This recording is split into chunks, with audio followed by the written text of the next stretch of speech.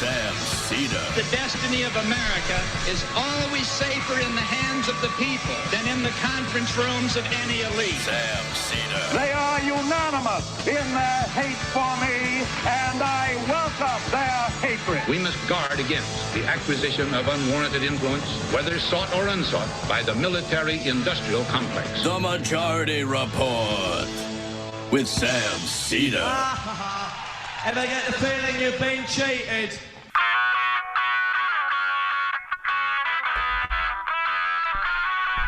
It is Wednesday, November 3rd, 2021. My name is Sam Seder. This is the 5-time award-winning Majority Report. We are broadcasting live steps from the industrially ravaged Gowanus Canal in the heartland of America, downtown Brooklyn, USA. On the program today, Terry McAuliffe goes down, and establishment Democrats are already attempting to pin it on Pramila Jayapal. Meanwhile, the New Jersey governor's race up in the air. The rest across the country, mixed bag. Meanwhile, 5 to 11-year-olds are now eligible for COVID vaccination shots. People are already scheduling them. UAW members, thousands of them working for John Deere, reject the latest negotiated agreement and will continue to strike. Build Back Better drug pricing deal looks to be in place. Places caps on insulin copay at $35. But it appears we're going to get the salt caps also lifted.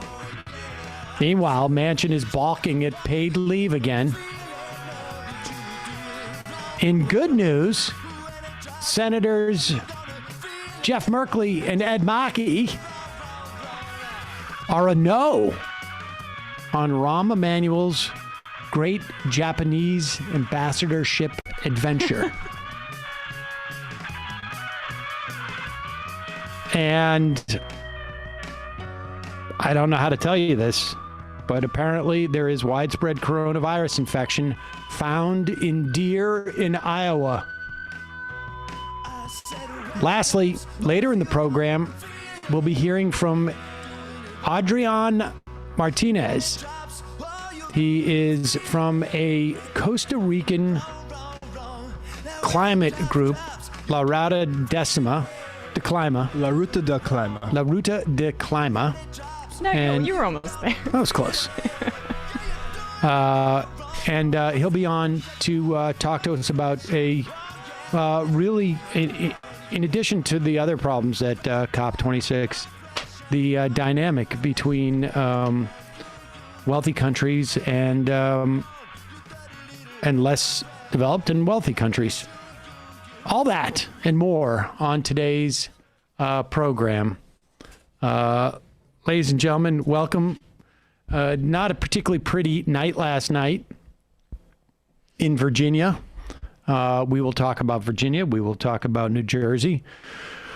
We will talk about, I guess, Minneapolis and in Boston, Detroit.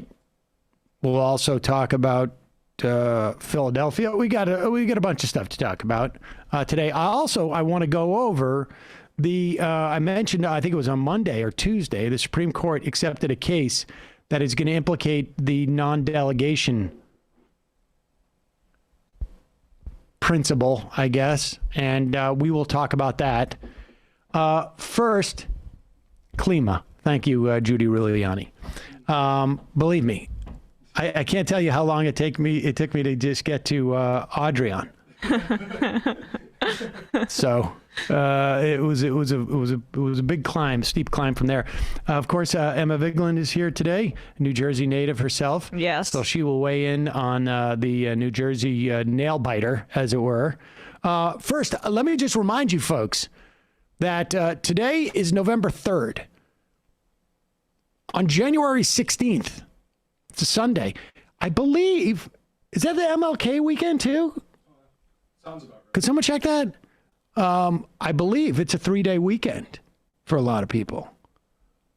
So what better weekend to take a trip to a town like Boston, which January, It's I will tell you happening. this, having grown up in Massachusetts, I can tell you the best time to visit Boston, middle of January. Middle of January. Yeah, because not as many tourists. See, I buy this entirely. No, this is unironically Matt's view of traveling to cities. Look, not as many tourists. Yeah. You don't want to go down to Quincy Market and be all crowded. Will you go down in the middle of January? You have a nice cup of seafood chowder, clam chowder. You're not going to have to wait in line for too long for it because tourists don't have the inside scoop that the best time to go to Boston, middle of January. So January 16th, Sunday, 3 p.m., live Majority Report show. You can buy your tickets at majoritylive.com. Wow. Mm-hmm. Oh, you're using your favorite underused tool. Exactly. Whatever, the fake link or the short. It's not a fake link. I bought. What do you call it, though? No, I bought a URL. And then I forwarded it to where you get tickets because I'm not going to do / dash this and that. It was $11. Sam thinks about URL forwards like some people think about cryptocurrency. Exactly. So head over to majoritylive.com, buy your tickets right now. Now, let's say, I remember what Sam said. Majority, what was it? Was it Majority Live or Majority Report Live? Guess what? I got both the URLs. Whoa. So go to Majority Report Live too. Doubling up. If you want. Covering all Doesn't your matter. bases. Majority Live or Majority Report Live.com to get your tickets for the Majority Report Live show. Yeah, absolutely. Makes sense. Right. That is the best $22 I think I've ever spent in my entire life. I mean, I thought it would be a lot more expensive than that. Congratulations. Thank you very much. And now that website, I could turn around, I could flip that website, make like $200 off it. Yeah, for everybody that's going to try to buy it. I don't know. I'm sorry, folks. Like, I got to say, if New Jersey wasn't bad enough, the reading about the Deere getting COVID is also driving me up the wall. Yeah, we spent a good amount of time before the show trying to figure out how that happened. Was someone softly kissing a deer? Well, if people stick around, we will get to the answer of that later in the program. It may be the case, but it may not be the case. It's you got to keep watching. Probably not the case. At last count, Terry McAuliffe was down about 60,000 votes in Virginia, and I think that's probably all she wrote. I mean, I don't. Oh, it's done. I think it's been called. It's done. Yeah. I mean, Atrios,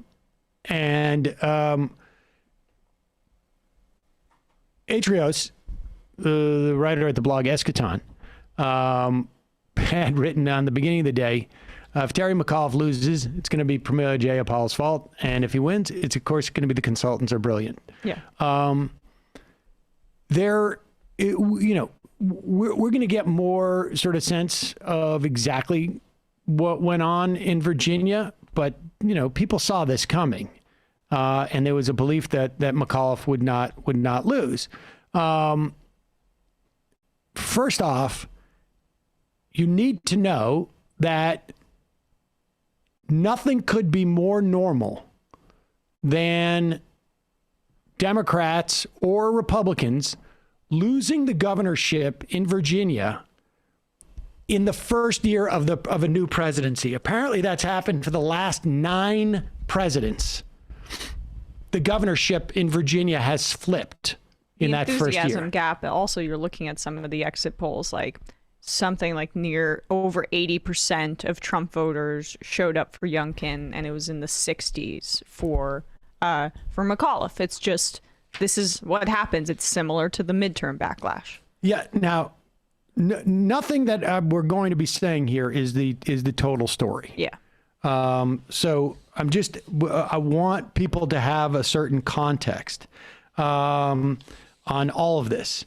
The White House's party has lost all but one Virginia governor race since the 1970s. That's a 1-3 out of 12 record in terms of winning. The other thing you should know is that McAuliffe really, really performed poorly with white non-college women. So basically white working class women, presumably for the most part. In Virginia 2020, Joe Biden had won 50% of white women and Trump won 49%. In Virginia 2021, Youngkin won 57% of the white women, McAuliffe 43%. That is a 15-point swing to the Republicans in that specific group. But if you narrow that group even further, and this is from NBC exit polls, Virginia 2020, white women college graduates, Biden won 58%, Trump won 41%. McAuliffe did better than Biden with white college women grads. He did 62%. Youngkin did 38%. But here's the problem. White women non-college, Virginia 2020, Trump won 56%, Biden 44%. In 2021, Youngkin won 75% of those women. It's almost a 20% gain, and McAuliffe lost with 25%, so a 20% loss, more or less. I mean, really 19, whatever. The point being that that points to two things. And, it actually sort of points to one. Like, the education was supposedly at the top of the list, and then the economy. And I suspect the economy is as much about, well, there's two things that I glean from this. And Emma, you tell me your opinion. One is that the economy is hurting non-college educated people more than it is college educated people, because broadly speaking, you have a college degree, the likelihood of your ability to work from home has gone up, is higher than it is if you obviously you don't have a college degree and you may be working jobs that require you to be working in person. So the economic pain there is not equally distributed, which I think everybody sort of knows this, but it's important to see this showing up in the context of, or notice it is showing up in the context of this election. The other issue is that McAuliffe may be just sort of a bad candidate for those people. Oh, the other one, I'm sorry, is education, which is high up there. And of course, if you can afford, and there's not a one-to-one ratio, college educated or not, but if you can afford to, over the past year, to have had a babysitter deal with your kid, help the kid with schooling, maybe you have more computer resources, maybe you have a bigger house, so the kids can have a specific area in which they're working in. That could also be a factor. Mm-hmm. It could also be a factor that people are upset about the fact that high school age kids, middle school kids, elementary school kids are being taught a discipline of academia that is usually just taught in law schools. That would be critical race theory. Right. Now, it's not being taught there, but we've seen clips of people saying, like, I don't want, CRT in the, it's about education. The story. I think that's the story. I mean, I think that the Republicans, from what we're seeing now, and more information is going to come out, Republicans were able to galvanize, and apparently they're in looking at exit polling too, the turnout in red rural areas was significantly high as well. They were able to galvanize moms and families who trend Republican and got them to turn out disproportionately over a non-Trump on the ballot issue. Critical race theory was a surrogate, and that should scare people, I think, going forward, because Trump's going to stay in the background until he likely decides to run again in 2024. And the Republicans have found a way to put racism on the ballot, even when Trump isn't the one who's the figurehead. Right. And we should say, like, I don't think it is, I don't think that it's any one of those things, or any one of them would have necessarily, or any one of those elements could have made a difference. I mean, we don't know. All these things are in play. And so you have to, you know, I don't think there's any one element of that, of any of the things I just mentioned that are determinative in and of themselves. But when you mix them all together, you start to see this. And there was a big turnout. And the idea was that the Republicans were able to rally their base. And like you say, they were able to do it. Youngkin specifically distanced himself from Trump in the general election. Mm-hmm. In the primary, he associated himself with Trump, but in the general election, he distanced himself. And then McAuliffe tried to tie him to it, but he went full court press on CRT. He went full court press on CRT, and the economy and schools. There was also like masks and stuff like that. It's very hard to say that there was one factor, but if you tally up all of these factors, if you tally up all of them, it's very hard to come to any conclusion other than A, McAuliffe was not the right person to address these concerns. Mm-hmm. Either, you know, in terms of the economic struggle that non-college educated white women are going through. He was not the person, apparently, to address the blatant racism. He was not the person to drive out Democratic voters and excite them in any way. I mean, at the end of the day, his approval rating among Black and Latino voters in Virginia has gone down precipitously. And I mean, let's be clear here. Can you fight against CRT in and of itself? I mean, it doesn't exist in the context. It's a made-up thing. The most obvious way that you deal with an election like this is you have to fire up your people. Mm-hmm. You don't do what the Republicans are doing insofar as like, because you're not going to fire up your people by saying like they're teaching critical race theories in the classrooms.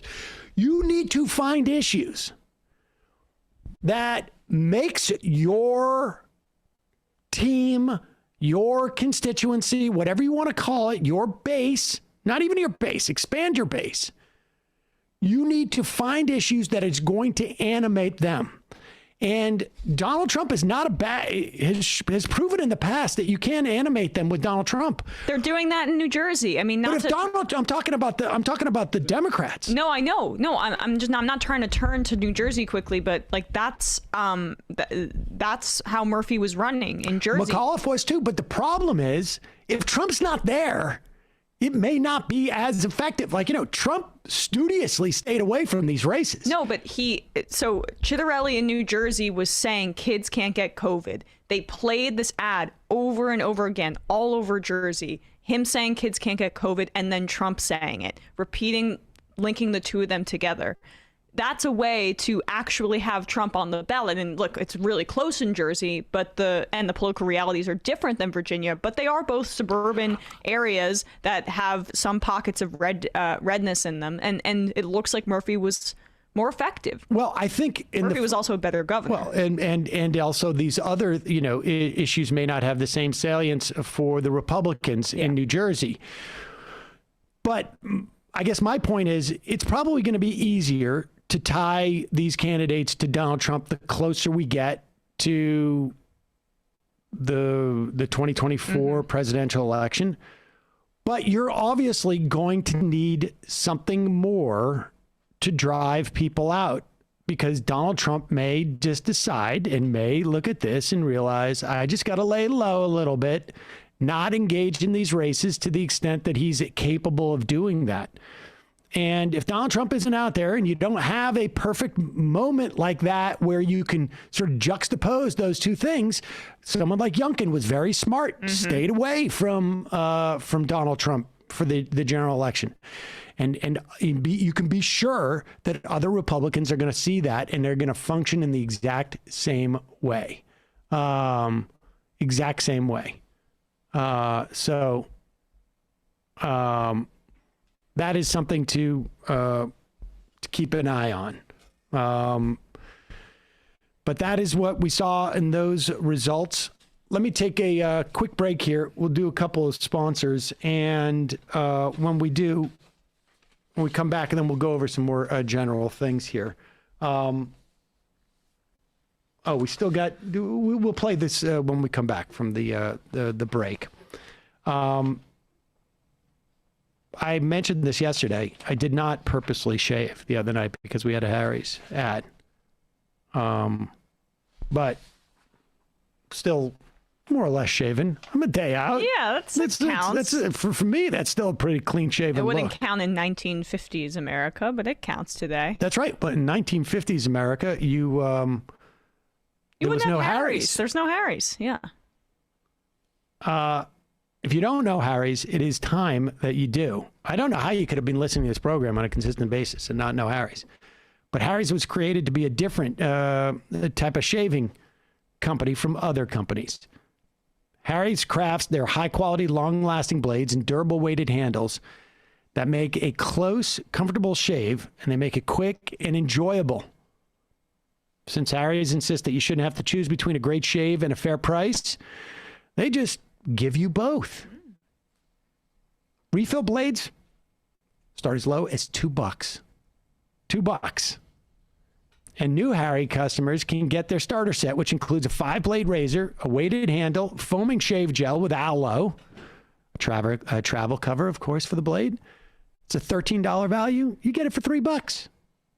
Harry's also offers a whole range of amazing face and body care products for men, all delivered right to your door. Super convenient, folks. You don't have to go down to the mall or wherever it is you go to that big pharmacy store, and then I don't know, half those things are like behind a glass case, and then they're in that huge plastic thing, and they look all buffy. No, you can get a nice classic looking handle, a trim blade head, 5 sharp blades, and check it out. You will not be disappointed. There's never been a better time to try Harry's. Go to harrys.com/majority. You get their starter set for just $3. It's 100% satisfaction guaranteed, so you got nothing to lose. Go to harrys.com/majority right now to get this special offer. That's Harrys, HARRYS.com/majority. Also, one of our sponsors today, Magic Spoon. Not coincidentally, or maybe, no, coincidentally. I just had a bunch of their pumpkin chai. I don't know if that flavor's available, but that was a short-term fall flavor. As you know, being a kid, one of the best parts, cereal. Then you grow up, you realize, my God, I can't believe my parents fed me that garbage.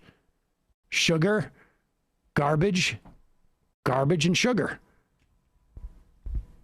But now you're older, healthy breakfast doesn't have to be boring. Magic Spoon has all the amazing flavors you'll love, but without all the bad stuff. You looking for protein? Well, you can get your protein from your cereal now.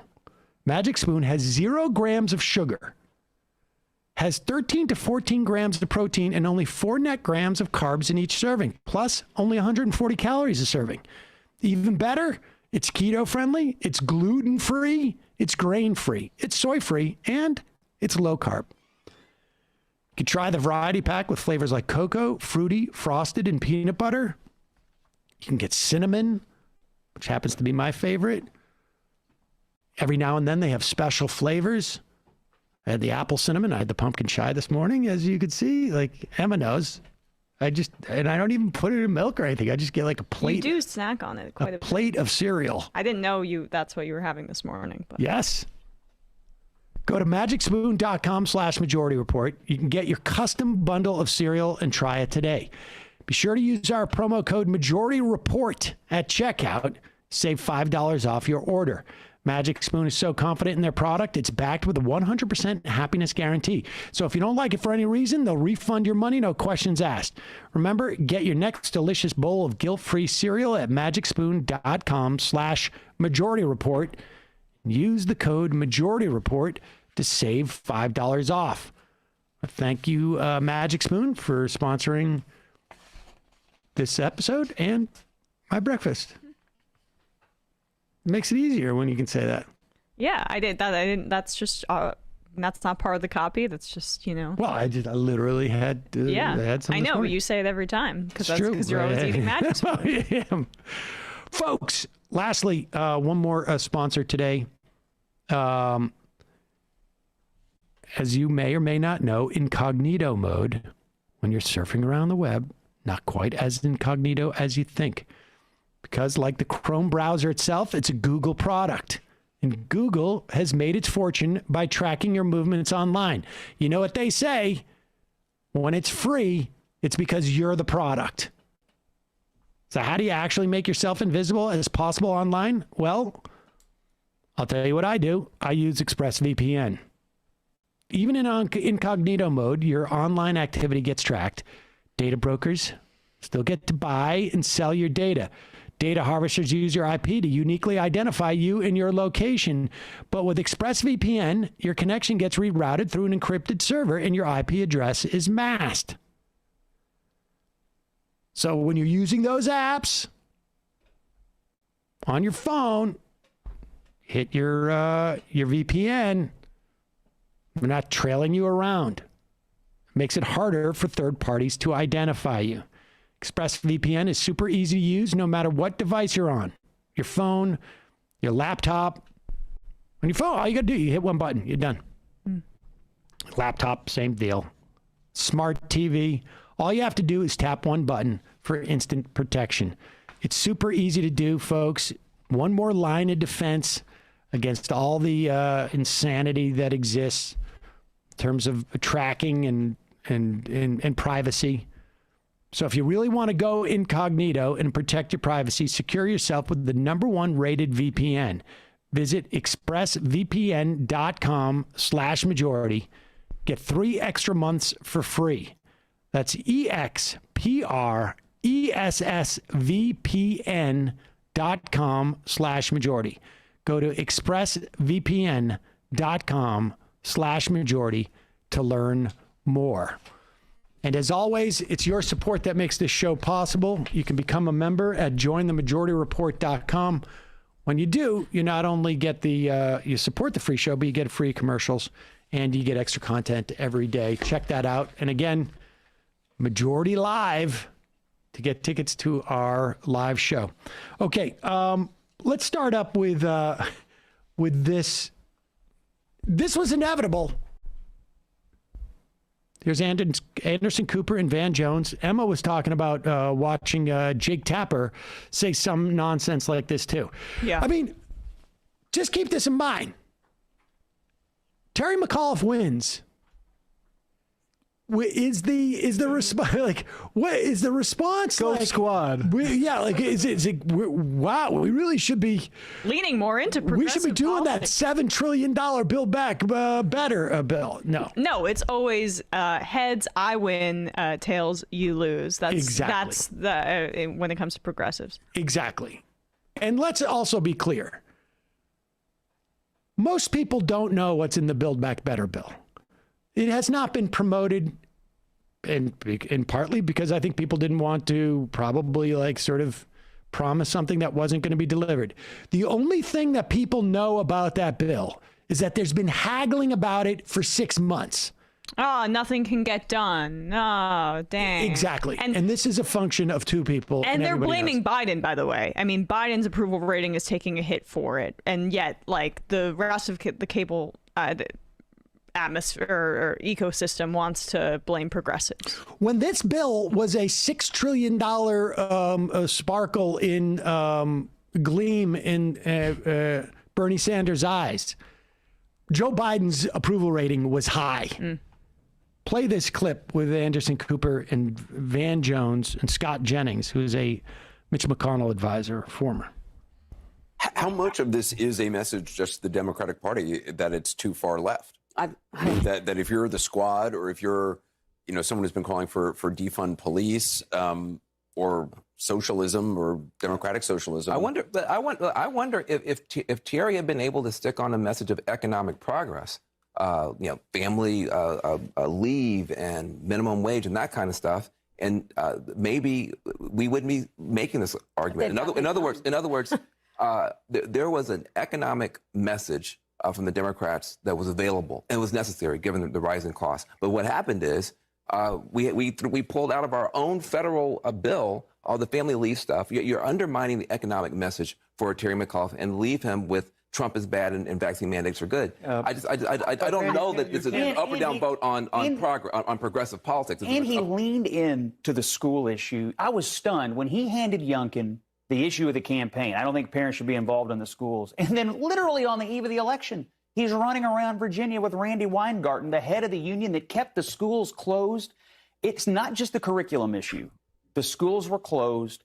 Parents were pissed. They knew they should have been open. And McAuliffe not only handed it to Youngkin on a tee, he then at the end of the campaign flipped everyone off and said, I'm going to even run on it even harder. And it has killed him in these suburbs. Now, I got to say, I agree. I mean, it's not too often I agree with Van Jones, and it's rarely often I agree with the Mitch McConnell advisor. But I think for the most part, that is correct. I don't know that the kids should have been in school that entire time. I disagree with that. But there's no doubt about it. People are pissed in general, and they don't want to be reminded about it, and they don't want to be told that they're wrong not to be pissed. I mean, I wouldn't have sent, I had the option to send my kid early last year, and I didn't do it. But I'm still pissed about the fact that he was home. I mean, and I don't want anybody coming around to say like I think like the McAuliffe blew that one without a doubt. You have to understand why people are frustrated. Exactly. And even if you feel that the frustration is misguided at you, which it would be if people are saying get the kids back to schools, no restrictions, you don't give them a bit of daylight to direct that frustration at you, right? I mean, the way you address that is this has been the suckiest year ever. Yes, we all are going through it. It's awful. And if mistakes were made, they were made, and we're just going to try and move forward. I mean, that's what you do. I mean, Terry McAuliffe wasn't governor. Terry McAuliffe didn't make any decision about the schools. And so you have the latitude to say, like, it may not have been the best decision at that time. We'll never know. But if your kid's safe, that's what you should be happy for. We're going forward. I mean, this stuff is rudimentary politics. And the fact that McAuliffe did not have the ability to run on those things that are in Build Back and Better, that is a failure of the Democratic leadership in Washington, D.C. The idea that you could say this is a function of the Squad, I mean, even to raise that, like Anderson Cooper does, is the most ludicrous thing. Like, I mean, Terry McAuliffe is the furthest thing away. There's no way that someone looks at Terry McAuliffe and goes, I don't want to vote for AOC. Like, that's not there. And if that is, then you are done anyways. Because if it's not AOC, it's San Francisco Nancy Pelosi. And if it's not San Francisco Nancy Pelosi, then it's, whatever you want to say. It's, and then crazy Kristen Sinema. How can you make the argument, too, that Youngkin is able to distance himself from Trump, and then on the flip side, that McAuliffe is unable to distance himself from the crazy AOC Bernie wing? Right. I mean, they never make that case because every race is different. But it's again, heads progressives are to be blamed. Tails progressives are to be blamed. I challenge anybody. You're in Virginia or outside of Virginia, to tell me what Terry McAuliffe's pitch was as to why you should affirmatively come out and vote for him. Mm-hmm. I mean, you had to hear it like secondhand from like people saying he what was it, pardoned a whole bunch of folks and stuff like that. Like, okay, that's good. Like, no. But in the future, Like, what was Terry McAuliffe going to do? What in was the he future? running on? And I definitely think there is a value to being like, I'm not going to be that guy. Yes, but that was... But you need to have more. And isn't it ironic that he was pretty much the Clinton handpicked candidate, McAuliffe, and then he ran on, I'm not that guy? Damn. I also think that there's another lesson here is that, like, that ilk of Democratic candidate, their day is over. It's over. And McAuliffe was not a bad governor in Virginia, or at least he wasn't as bad as I thought he would. And let's be clear, in Virginia, you had 2 years of a Democratic trifecta, essentially, of full rule. They did good things, expanded the franchise. They got rid of, they did all sorts of criminal justice reform, got rid of the death penalty. There was a whole list of things that I think the Democrats did pretty well. They expanded Medicaid under the Democrats in Virginia. They expanded voting rights, ended juvenile life without parole, legalized pot. I mean, that's what you do when you have the power. You run the board because you're not guaranteed to have it forever. Say that for the federal government in the back. Exactly. Well, and yeah, do it in a way that might help you later down the line, right? Like the problem I always have is Democrats manage democracy instead of cultivating it.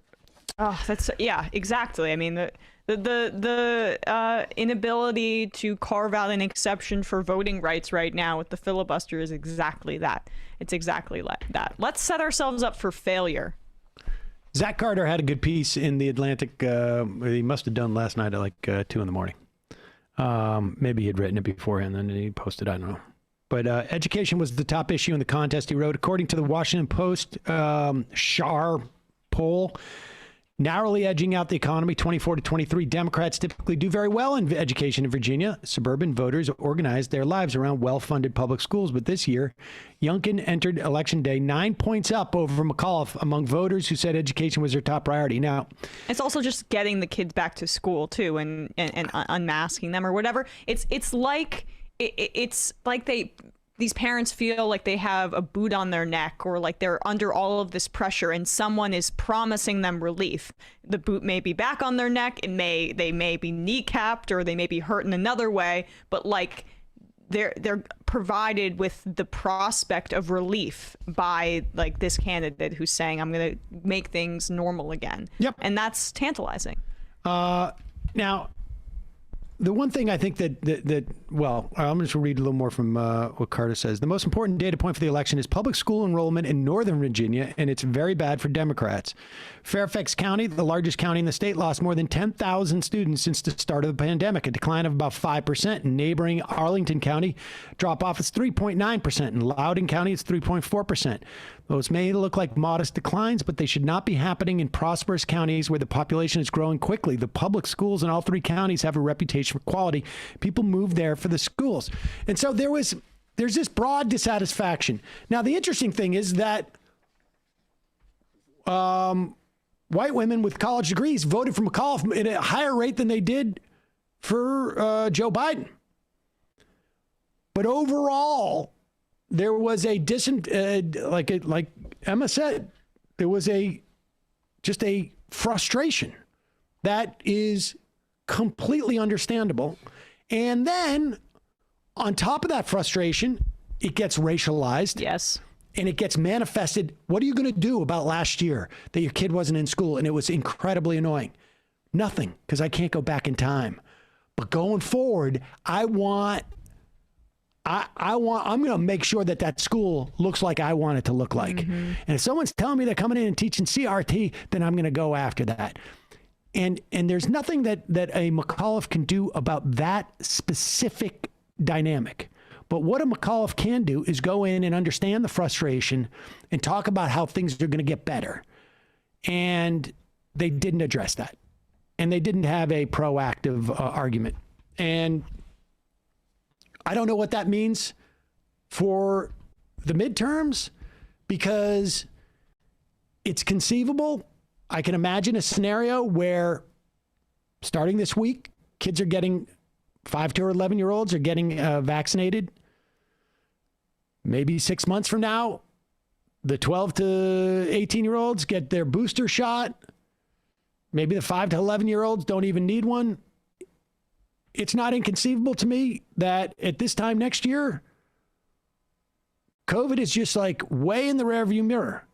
Or it's also conceivable to me that those freaking deer in Iowa that have COVID are just basically a reservoir and they're mutating the damn thing. And, some dude goes out and decides to, after his first kill of a deer, and they, scoops up some of the blood so that he and his kid can drink it. And then boom, we're off to the races again. Right. I mean, what a so much. Thank you. Yeah. Well, but so much of what we're living in this era is a function of COVID.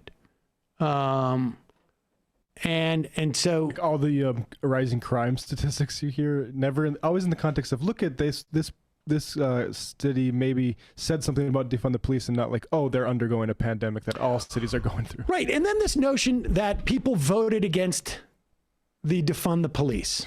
We should talk about Minneapolis, because that always was likely to fail, but now it's being framed as backlash against progressives. I mean, Matt said the other day, what was the median or the average age of 63? The average voter is 80% white and age 63. And in Minneapolis. And the police defund stuff, that's the way it was interpreted and ultimately put on the ballot in a way that wasn't exactly energizing the people who wanted to defund the police themselves, because it put a lot of the responsibility in the hands of the city council and mayor. And, it really depended on them actually running with the ball, and really they showed no indication of actually wanting to do that. Yeah, but again, it's a narrative that you can easily envelop into the let's blame the left. Meanwhile, Austin rejected Prop A, which is forcing more cops based on population growth, and even and they're like, no, we're not going to do that anymore. Larry Krasner, perhaps the most prominent reformist DA in the country, won his reelection fairly handily. Yeah. There's talk about India Walton in Buffalo. The idea that she lost first of all, she did not run on defund the police. Second off, we know there was a tremendous amount of money that was poured in against her in this race. Look up the FBI raid in 2019 of the Urban Development agency in Buffalo that was funneling money to Byron Brown's campaign, and then also look up all of the Republican money that went behind this write-in campaign, and then tell me that this is about a rejection of the left. Ridiculous. It's absurd. Daniel Nickanian, we've had on this program. You can check out his What's on the Ballot. Probably the best coverage of local politics in one place. Anywhere. He had a What's on the Ballot with it just collected the 220 most important races of the course of an off-year election. Nuts. But he had a rundown on Twitter. Republicans win in Virginia, probably the Assembly too. It looks like that as well. Republicans sweep Pennsylvania judges races. However, Democrats still hold a majority on the Supreme Court, significant majority. They just got their own. They had opened the seats that they had already occupied. Democrats will probably keep New Jersey's trifecta, but we'll wait and see on that. Yeah. Democrats win in Manchester, New Hampshire, not a blue town. St. Petersburg mayorship. That is, I think that like a DSA, maybe even. Or not mayor, I'm sorry, in a town council race. Albuquerque, and they flip a Maine special. Republicans win in Aurora and county races in Pennsylvania, and they flipped a Texas special. So on the progressive wins in Boston, you had your first woman as mayor of Boston. Mm-hmm. First Michelle Wu.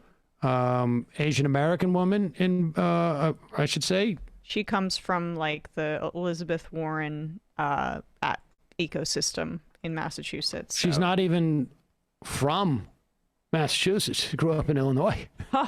Unbelievable. Outsider. Total outsider. Cleveland, Philly, Pittsburgh, Dearborn. You had a very progressive, I believe, the first Arab American mayor in the U.S. I believe so. First Arab American in the U.S., also a progressive Democrat. In Dearborn, we had the first black mayor ever elected in Pittsburgh, which is pretty nuts. In Dearborn, Michigan as well. Progressive losses in Buffalo and Minneapolis and Seattle, however. Of course, Eric Adams won in New York, beating Curtis Silva. That was a real nail-biter. Curtis Silva bringing his cat to the polls, didn't I guess? I was worried. I saw some chalk on the ground said vote for Silva, and I'm like, damn, the movement started. Yeah. Conservatives lost some high-profile school board races on the CRT. I mean, it really sort of depends, frankly. And I wonder what it is about Virginia why CRT works better there than it says, let's say, in New Hampshire. The thing called historical memory. Tucson voted in a $15 minimum wage, and rent control won in St. Paul, Minneapolis. Yeah. Yes, that's big. We had increased police funding, like you say, lost in Austin. The charter change that would have allowed for the first step in replacing the Minneapolis Police Department loses in Minneapolis. Cleveland Oversight Board won. In New York, we got into the Constitution that folks have a right to clean water and clean air, which is, I think, going to be huge. I don't think people fully grasp the implications of that. Huge. If it is a right that you have it, it's going to open up the opportunity of forcing local governments, county governments, state government to provide that for people. And it's going to give a lot more actionable things in terms of polluters and whatnot. However, it was surprising that was the only runaway victory in these ballot initiatives. Yep. We don't know the results for a lot of them. But 3 of them were for voting Yes. changes that would have made it easier to vote. Same-day registration, mail-in voting, and the third one. No excuse absentee. No excuse absentee. And the other initiative would have frozen the number of state Senate seats. This is ballot initiative number 1. And would have frozen them. Republicans in the past have gotten in and sort of added a seat. And it basically would have said, like, I mean, it would be a problem if there was a massive increase in the population of New York State, which does not seem to be the trend at the moment. Yeah. So right now, each Senate seat in New York State has about 300,000 constituents. 63 times 300,000. Now you get more or less get the population in New York. This would have just basically locked that in. And it would have prevented the Republicans, if they ever did get control of the government, from adding a couple of seats so that they could increase their numbers. All of these voting reforms failed or appear to have failed. We'll see. And part of that, in some respect, like, I feel like we didn't do a good job in promoting it at all. I don't think we could have made a difference, but we were part of the broader problem, which was these things were not articulated. They were not fought for. There was nobody who came out strongly for them. Ari Berman says, just looking across Hudson Valley, he saw a lot of signs to vote no, but not much opposition and vote in signs that were promoting voting yes. And I will say this about signs. When it comes to signs, when it comes to referendums where people generally have no idea what they're doing, I think signs have a lot more impact. No, political signs I'm all for, especially with ballot initiatives and progressive candidates. But participatory budging in Boston and Detroit voted to decriminalize mushrooms. Ah, that's sick. Yeah. Party on. There you go. That doesn't mean you'd be able to buy them there, though. I assume you could probably just grow them, and I'd be curious how if you. Yeah, I don't know that it's not necessarily regulated and for sale there.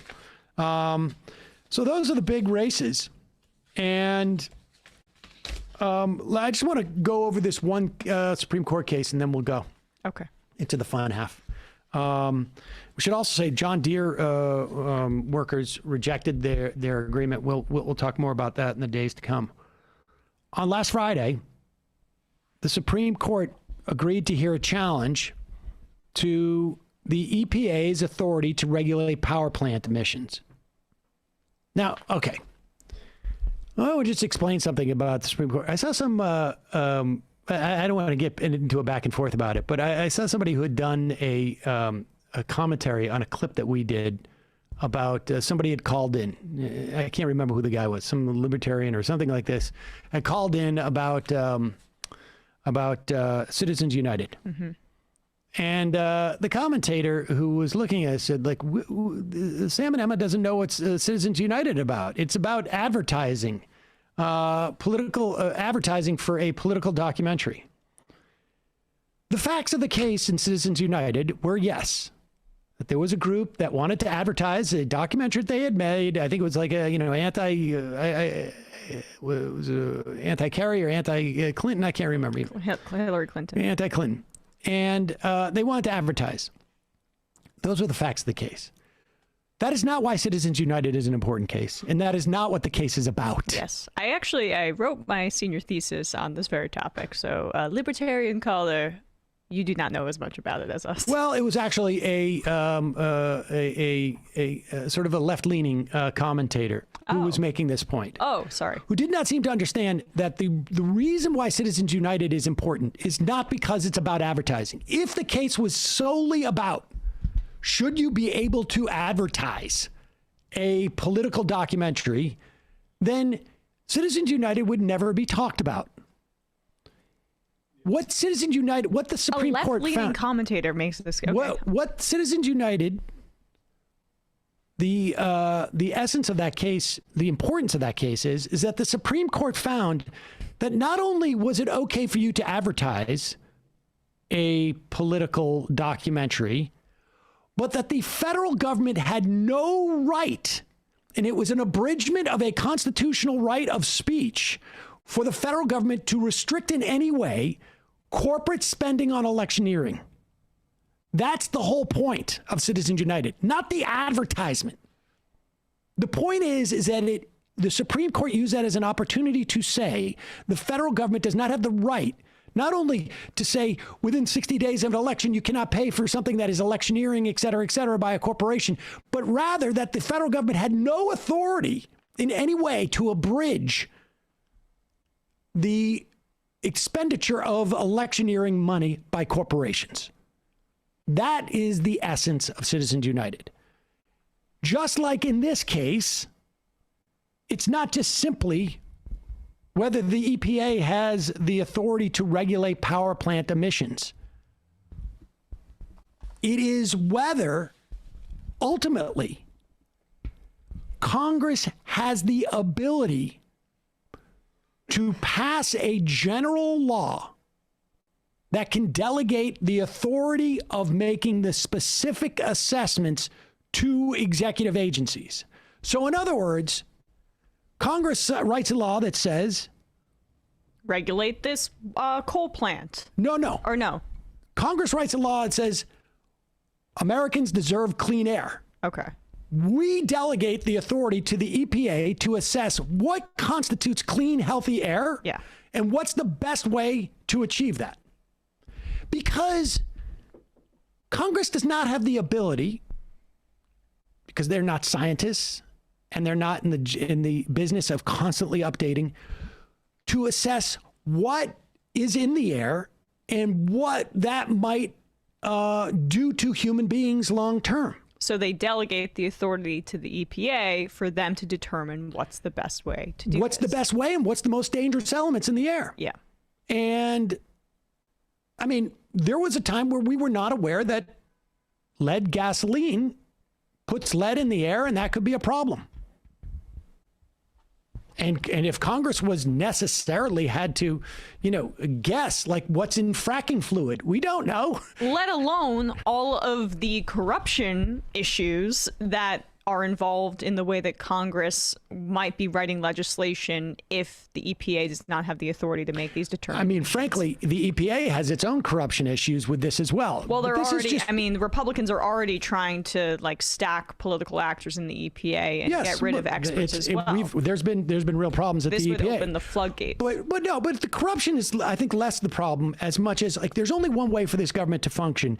If the government has decided that they want to make sure that food is safe for human beings, that air is breathable for human beings, that broadly speaking, we don't want predatory practices by financial institutions. We could go on and on and on, because every single, the way our government works,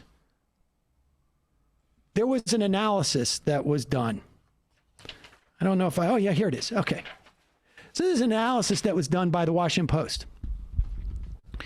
And this is a case, remember now, the Supreme Court took this case. The non-delegation doctrine was held by the Supreme Court back in the beginning of the 20th century. And it goes along with the Chevron doctrine, which says that unless Congress is specific, courts must defer to these agencies' expertise. So there are two different things that are working here, which allow Congress to broadly say to the executive agencies, we want you to broadly do this. And you guys are the experts. You figure out how to best achieve these goals. We give you the broad goals. We want safe drinking water. We want clean rivers. We want clean air, healthy air. We want healthy food, et cetera, et cetera.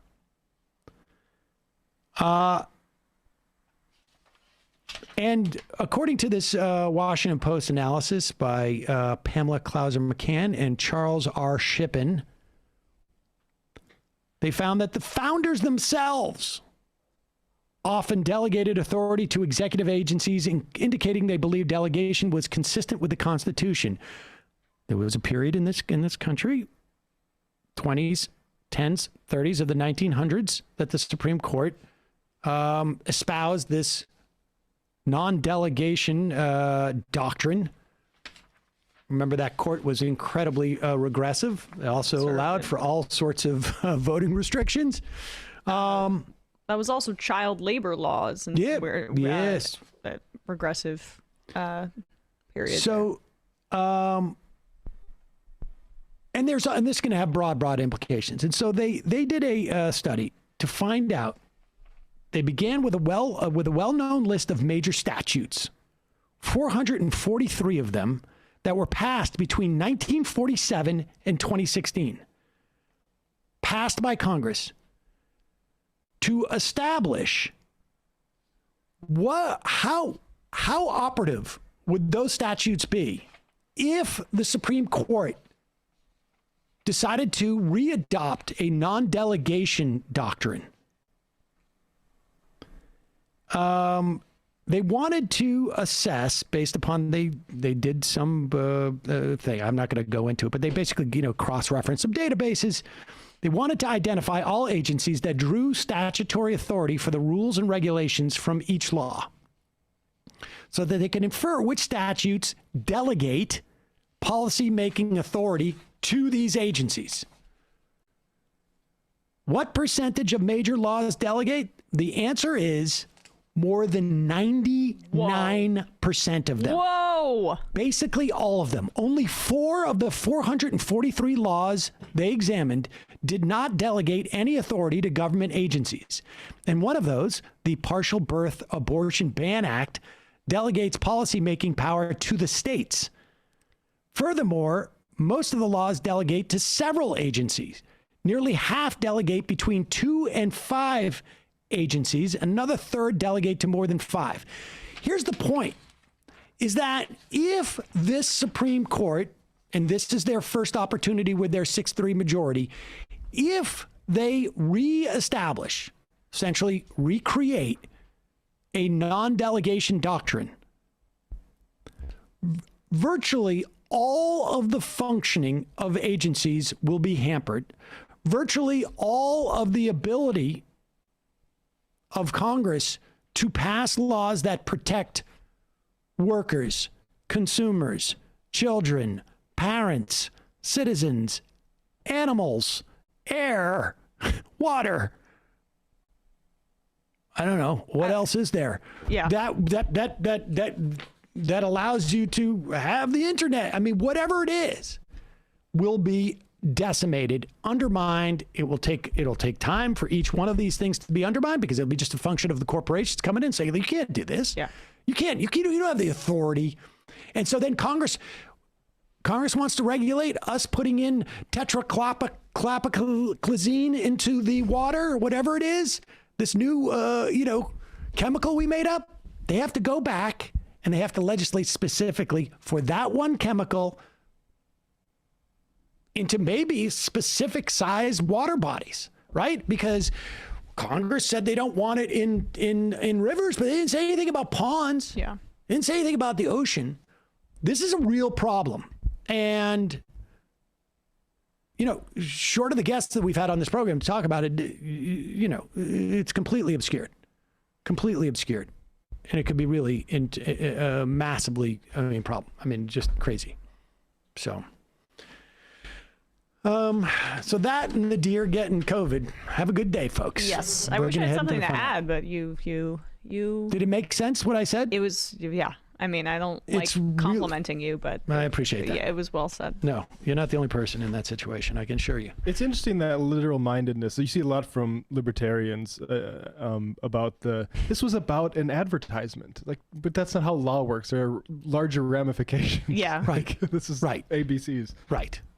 That's the thing is that the sort of you really need to read more than just Wikipedia to understand sort of the implications of these things. You don't have to read a lot more than Wikipedia, but you need to read more than Wikipedia. Yeah, well, like free speech literalism. Literalism is designed to be to uphold norms and to essentially obscure larger truths. And this is of I understand that, and obviously, ripping the rights of women for self-determination of their body is I think is a paramount issue when it comes to the Supreme Court, and Right. it's certainly something that I think that regardless of what happens with Texas, we're going to see in Mississippi this right continued to be sort of abridged in my estimation. I would guess that they side in that sweet spot. Well, not so sweet, but the 15-week Mississippi and law. then it'll be 10, and then it'll be 6. It's just a matter of time. Once you abridge Roe, it's very easy to continue doing so. No rhyme intended. But in terms of the way it's going to impact people's lives in every state in the country, this non-delegation doctrine could be more problematic. It's not something that Democrats can run on, it seems to me. But yeah, and it's going to get a fraction of the attention, and that's the issue there as well. So, all right, folks. You can support this show by becoming a member going to jointhemajorityreport.com. Stick around. If you're listening to the fun half, you're going to be able to hear from Adrian Martinez, who's going to be who's from La Ruta de Clima. You should just mouth it, and then Matt will say it into the mic. Can dub it. Adrian Martinez from La Ruta de Clima. You can become a member by going to jointhemajorityreport.com. Also, don't forget, you can join the Discord for free, majoritydiscord.com. You can get the app and IM us during the fun half for free, majorityapp.com. You can come and see us, not for free, but in person, live in Boston in January. You can see our legs. We'll have legs, not just torsos. I don't know about that. I just mean I'm not promising we're going to put, I'm not sure if we're going to do a table. I'm not sure what style we're going to do it this time. What, so we're going to have a curtain and then we'll just be sitting at a table and then close the curtain so no one can ever see our legs? That's sort of what I do occasionally at these things, but It's we'll good see. to maintain I don't know. the illusion, I guess. January 16th, go to majoritylive.com, buy your tickets. Matt, what's happening in the Matt Leckian media universe? Tonight on Left Reckoning, Alec Karakatsanis joining us to talk about the carceral state that we all live in and how we currently jail, for instance, black people at 6 times the rate of apartheid South Africa, and how we got there and how we can hope to fight against that. So tonight, patreon.com/Left Reckoning to get the post game. That is a sweet Sonics hat. I don't know if I've seen you wear that before. Oh, yes, my throwback Sonics. Yeah. I guess all Sonics hats would be throwback, but... Folks, quick break, head into the fun half.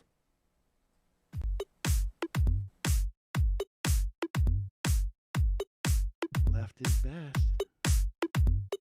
Jamie and I may have a disagreement. Yeah, you can't just say whatever you want about people just because you're rich. I have an absolute right to mock them on YouTube. He's up there buggy whipping like he's the boss. I am not your employer. You know, I'm tired of the negativity. I'm sorry, I didn't mean to upset you. You're nervous?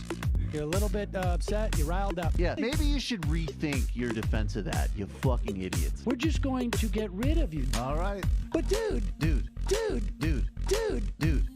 you want to smoke this joint? Yes.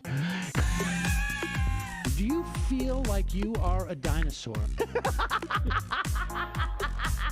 That's some good shit. Exactly. I'm happy now. It's a win-win. It's a win-win-win. Oh, hell yeah. Now listen to me. 2, 3, 4, 5 times. 847-906-501-457. 2, 38, 56, 27. 1/2.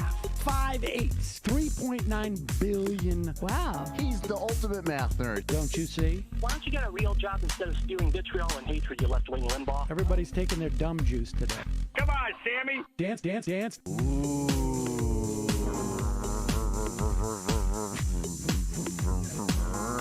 Rand Paul. I had my first post-coital scene with a woman. I'm hoping to add more moves to my repertoire. All I have is the dip and the swirl. Fine, we can double dip. Yes, this is a perfect moment. No. Wait, what? You make under $1 million a year. You're scum. You're nothing. Excuse me? Fuck you, you fucking liberal elite. I think you belong in jail. Thank you for saying that, Sam.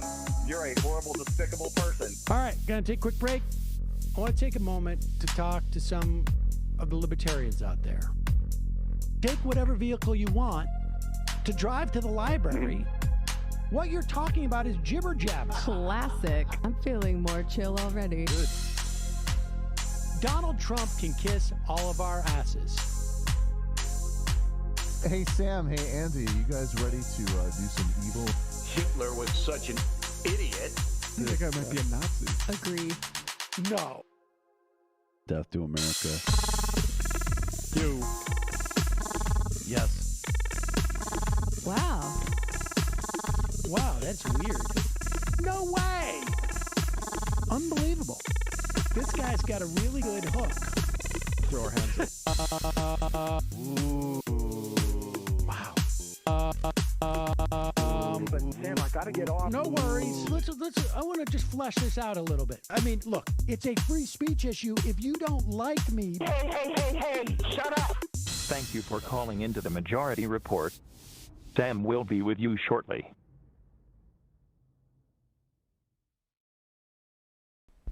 we're back. It is the fun half. And first off, before we bring Adrian on, it is Emma's fault that I forgot to mention your anniversary because I ticked my calendar off yesterday because you thought it was yesterday. Mm-hmm. And I had my calendar on today and it came on later and I just saw it at the break. Typical capitalist boss blaming his... Blaming my calendar. That's such a classic thing. No, so, blaming me. Oh, yeah, You yeah. said it's your my fault. Yeah, obviously. And so... Charge. There it is. There we go. Happy 1-year anniversary, Emma, on the show. It has been a great year. Yeah. Looking forward to many more. Okay. I remembered this anniversary, which is, I can tell you, not something that I was terribly good at in other contexts. But so happy anniversary. I'm so glad you're here and that you made it 1 year. So congratulations. Thank you. Yes, I appreciate it. I've had a blast. Really had a great time. I feel uncomfortable sharing any emotion. But yeah, it's really been a great year. Zeke Gonzalez on Twitter did this like amazing little highlight reel. Maybe we'll play it later or whatever. Okay, good. We will play that. But it was pretty fun. It's been awesome. I feel like I've learned so much too, and also had a great time. So. All right, we're gonna have to do it on Friday. We'll have to do it Friday on the free half two of the show. All right.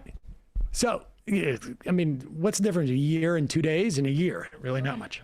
Yeah. Want to welcome to the program Adrian Martinez of La Ruta de Clima. La Ruta de Clima is a Costa Rican climate organization, yes? And he is now in what I understand to be a sketchy location in Glasgow that at COP26. Adrian, welcome to the program. No, thank you for having us. And yes, it's kind of sketchy. We just had to find somewhere to sit and run away from the crowd because there's not many places to do a live interview in this COP. Well, I mean, that raises actually one of the things I've been reading about what's happening at COP26. I mean, aside from maybe I think there's a diminished expectations of what is to come out of there, and I want to talk about that in a moment. But one of the things I have read is that it has been particularly inhospitable, at least in terms of like where the policy discussions are happening, to folks representing organizations outside of maybe sort of the wealthier nations. Tell us about that dynamic. Well, I mean, it's been awful. It's been months of requirements and obstacles, and it's just been very hard to understand. For example, there was this promise of vaccines for most of the global south that delegates are needed to get there, to come here. Many did not get it, but it's still like the process of actually getting to know how will you get the vaccines was extremely uncertain for many months and weeks, and the time got closer. And just like a few weeks before they started giving them out, then there was this sort of coded country list that the UK invented, and basically the whole global south was read, all Latin America was read, and that implied you had to do a quarantine, which you would have to pay, and then you have to struggle to see if the UK would have pay it for you, and then suddenly when you already figured out you were going to do 7 nights of quarantine plus the 16 days of being at COP and all the costs that would have, and they just took it away. And also they took away 54 countries from the red list suddenly. And then 2 weeks after that, they took away all the countries from the red list that were also the 8 that were left were Latin American. And then that caused many people, for example, that counted the 7 nights that they had to do quarantine, to have no housing, no hotels, and either have to pay extra for their flights or find some way to stay somewhere before COP. So that's sort of the starting of it. And then we come here, and I mean, they say they have like COVID measures, but then everybody's packed, like for the first 2 days for the high level event with all the presidents. All the observers were packed in the side events. There was nowhere to sit. More than 2/3 of the venue was closed to observers. Only party delegates could get through. So it's been just like a COVID nightmare, and there's like lines of people just filing to get in every morning. So it has not been easy, and it has caused many people, especially from the global south, not to be able to participate or to come here at least for the first 3 days and just sit on the floor because there's nothing else you can see on the platform to do, like to watch the streaming of the negotiations doesn't work and stuff like that. So it's been quite the trip. It's been quite a British experience. I don't recommend it. And we should just remind people. I mean, this is the 26th United Nations Climate Change Conference. not sure why they call it COP as opposed to CCC, but why do they call it COP? Well, it's called a Conference of Parties, so it depends like which country is part of which agreement. So that's basically what it changed. All right, and so like ostensibly in the past, what has come out of this summit or this conference? So in the past COP, the issue that remains that is sort of at the heart of these negotiations is you will hear everyone talking about Article 6, which has to do with the sort of the engine of the Paris Agreement in terms of how to do the mitigation, either with market mechanisms or non-market mechanisms, defining the rules to avoid double counting, which is basically cheating, and have like an actual process that countries implement nationally and it sort of get us to the target emissions, target temperature that we want, 1.5 or less than 2 degrees. And that's basically what is being agreed upon. It's sort of in the COP25 in Madrid 2 years ago that did not work. So that's probably at heart. There's also a whole bunch of other discussions, but I mean, for the Paris Agreement sort of to start being implemented and working, this has to be hammer out in this COP. So, okay. So from the perspective, when I think, I obviously am not in a position to speak for all Americans, but I think at least my sense is when climate change is discussed and addressed within the context of this country and in the way that we address it, it is really about how are we going to begin to diminish our output of CO2. In the context of someone coming from somewhere in the global south, and particularly in a country that is not the emissions that are coming from Costa Rica I would imagine, would be pretty low on the list of things that we've got to get a control under. The issue set that is presented by climate change right now in 2021, it seems to me is different than the one that is presented to us in the United States, which is, how do we mitigate our emissions, or how do we diminish our emissions, as opposed to, let's say, how do we deal with the implications of climate change as it exists now and going forward, in terms of like what it would do to a country like us? Will you talk about that and what La Ruta de Clima, like what is your agenda when you go to a COP26, or just broadly speaking? Sure. I mean, there's a huge difference. For example, in the case of the United States, it's more about sort of reaching a peak of emissions and then finding a way to remove and fix carbon, either through nature-based solutions, and now some people talk about like industrial means to remove carbon and make a business out of that also. But right now we haven't reached that peak. So every year, every COP, the emissions keep going. So the temperature of the planet keeps increasing. So that's for the global south, and for people like me from Central America, that implies that each year the adverse effects of climate change are exponentially worse. And for regions like Central America, that is positioned in a place that the climate impacts hit hard, and it's also in a social economic situation that is already pre-existingly vulnerable. It implies that we have no control on how much the emissions or the causes of the emissions are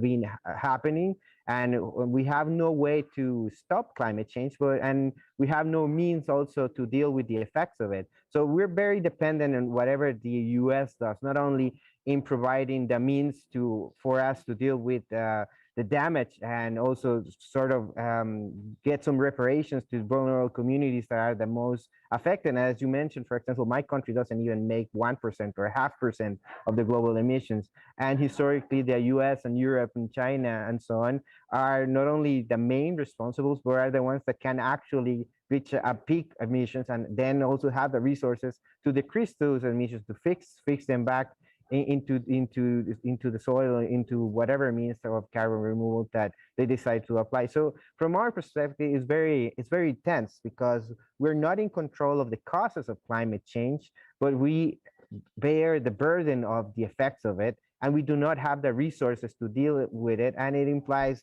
lives lost, infrastructure loss, just a whole fact of human rights being violated, and that is something that is completely stressful because and I think when you see it from like a corporate sort of position, everybody just say, "Oh no, just recycle or try to be more sustainable." But at the end, we're talking about humongous amounts of emissions that are not being done in my country. So it doesn't matter how green Costa Rica is at the end if the U.S. and Europe and China and Russia do not decide to actually stop the increase of releases of carbon that we're doing right now in the type of economic system that we have.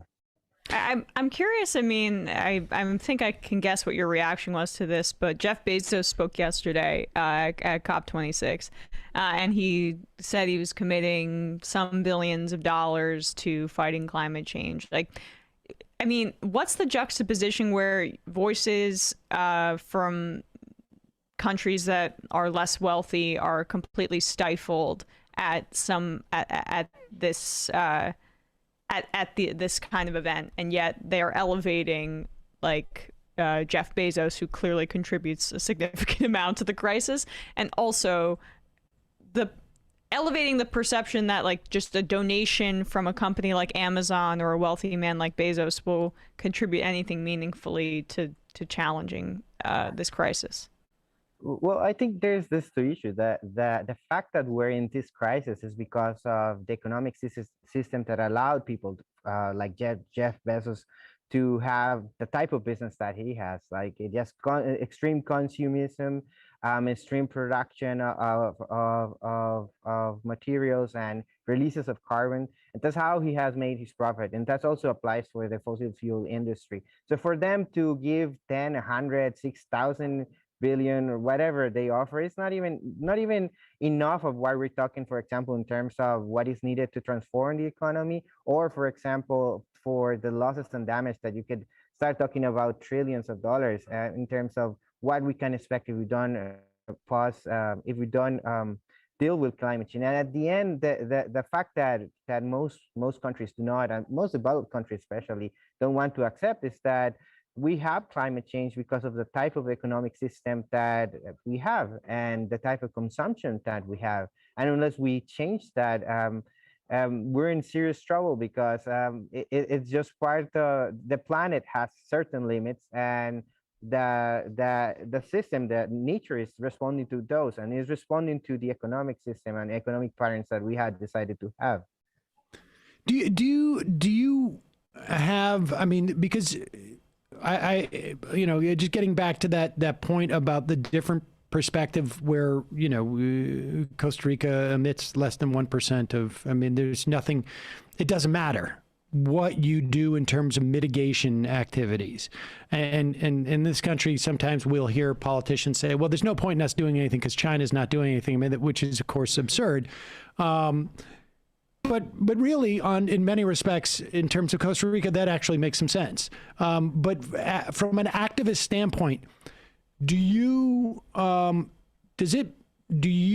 decide to focus your energies on the attempt to get the U.S. or China and Russia and these major emitters to change what they're doing in terms of emission?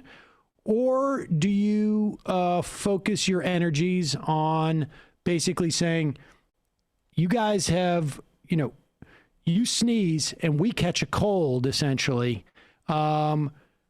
You need to provide us some, I don't want to stretch this metaphor out too much, but some aspirin or some cough syrup or whatever it is. Like, how much of what you're talking about is your role in activists to basically be like, we need reparations, we need a plan for how you're going to not just minimize the emissions, but how you're going to minimize the damage to our country or our region based upon the emissions that you've already put out there. Like, what we suffer is your externality, essentially, and your profits come at our expense.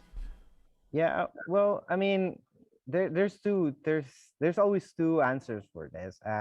We all have some sort of responsibility, and within the UNFCCC and within the climate regime, the common but differentiated responsibilities is a principle. So we all have some kind of responsibility. So the issue is not that Costa Rica or whatever country that is very small shouldn't do anything to decrease his carbon footprint, but it's that we all should live up to our responsibility. And that's what the US, Europe, and China is not doing.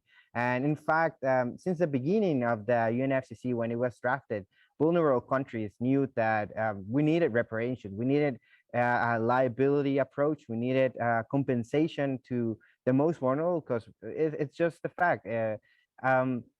Climate change does not affect everyone the same. It's differentiated due to your social status, where you're from, who you are, if you're a man, if you're a woman. All those things matter in terms of what can you do and how you're are being harmed. And unjust harm due to environmental damage is something that you are entitled to for reparations. That's a human right. And so those are very simple questions that since the beginning, 25 or 30 years ago of this sort of climate regime or in conferences, is something that is very clear. So what we need, in fact, in Costa Rica, one of the priorities in Central America should be reparations. And why? It's basically because after 26 COPs, the emissions keep increasing. So I cannot just be eternally optimist and eternally trustful that eventually emissions will go down. What I'm seeing is that we're seeing like hurricanes come very often. We're seeing drought. We're seeing lots of problems, and now we're seeing this impacts even in the global north. So we know right now that the impacts of climate change are here. They are harmful and they're damaging people, and they're damaging those that are least responsible and that are their resources. They're just not being used to address something related to climate change or related to the human rights of the people that are being affected. So that's something that we change. But at the end, yes, we're all responsible. But that's the whole issue. The issue is that you have to own your responsibility, and that's what the U.S. is not doing. When you talk about reparations, and when you talk about, it's also sort of, I don't know, preemptive reparations on some level, because the harm is coming, and there are not, like you say, most countries do not have the resources to mitigate damage that they know is coming.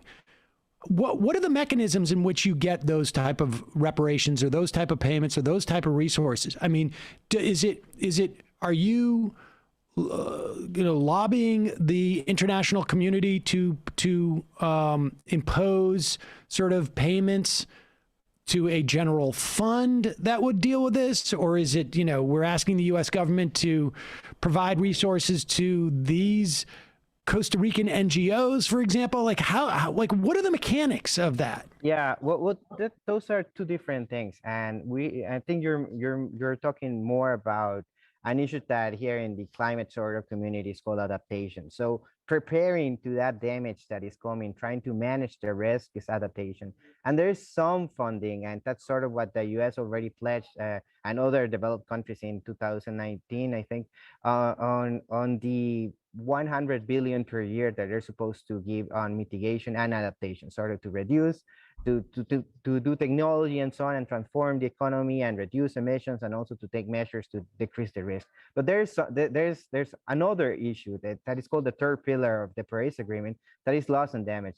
We know there's only so much we can prepare to and adapt to, and especially now that we have never decreased the emissions, the impacts are so great that there is a residual risk that is just destroying communities and destroying lives, and that's loss and damage. And that's something that has been called out since 30 years ago. And yes, the developed countries and vulnerable countries have proposed different schemes of financial funding and schemes of how to measure it and so on. But the US and developed countries since then have neglected, made obstacles. For example, they put loss and damage within the Article 8 of the Paris Agreement, but they also put a decision saying that you cannot talk about liability or compensation in regards to loss and damage within the climate regime. So that's something that cannot be negotiated or talked to. So whenever you talk about, compensation is a form of reparation, because there's losses and damages that have no economic value. So for example, when you lose your island or your coastal community, and you lose your culture, your language, that's something you cannot be repaid for.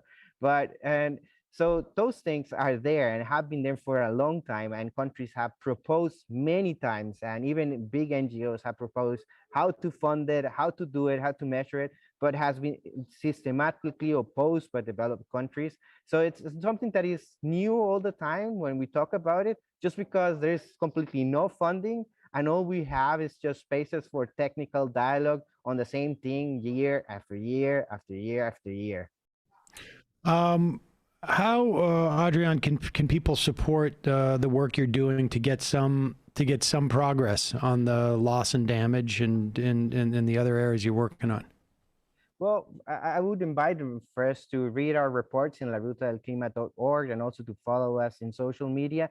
But I think the work that has to be done a lot in the developed countries, in the global north, in the US, talk to your politicians, get informed, talk to your fellow NGOs from the global south. And that's a way to engage and to promote this issue of responsibility and justice in regards to climate change. And that's something that we have to do together.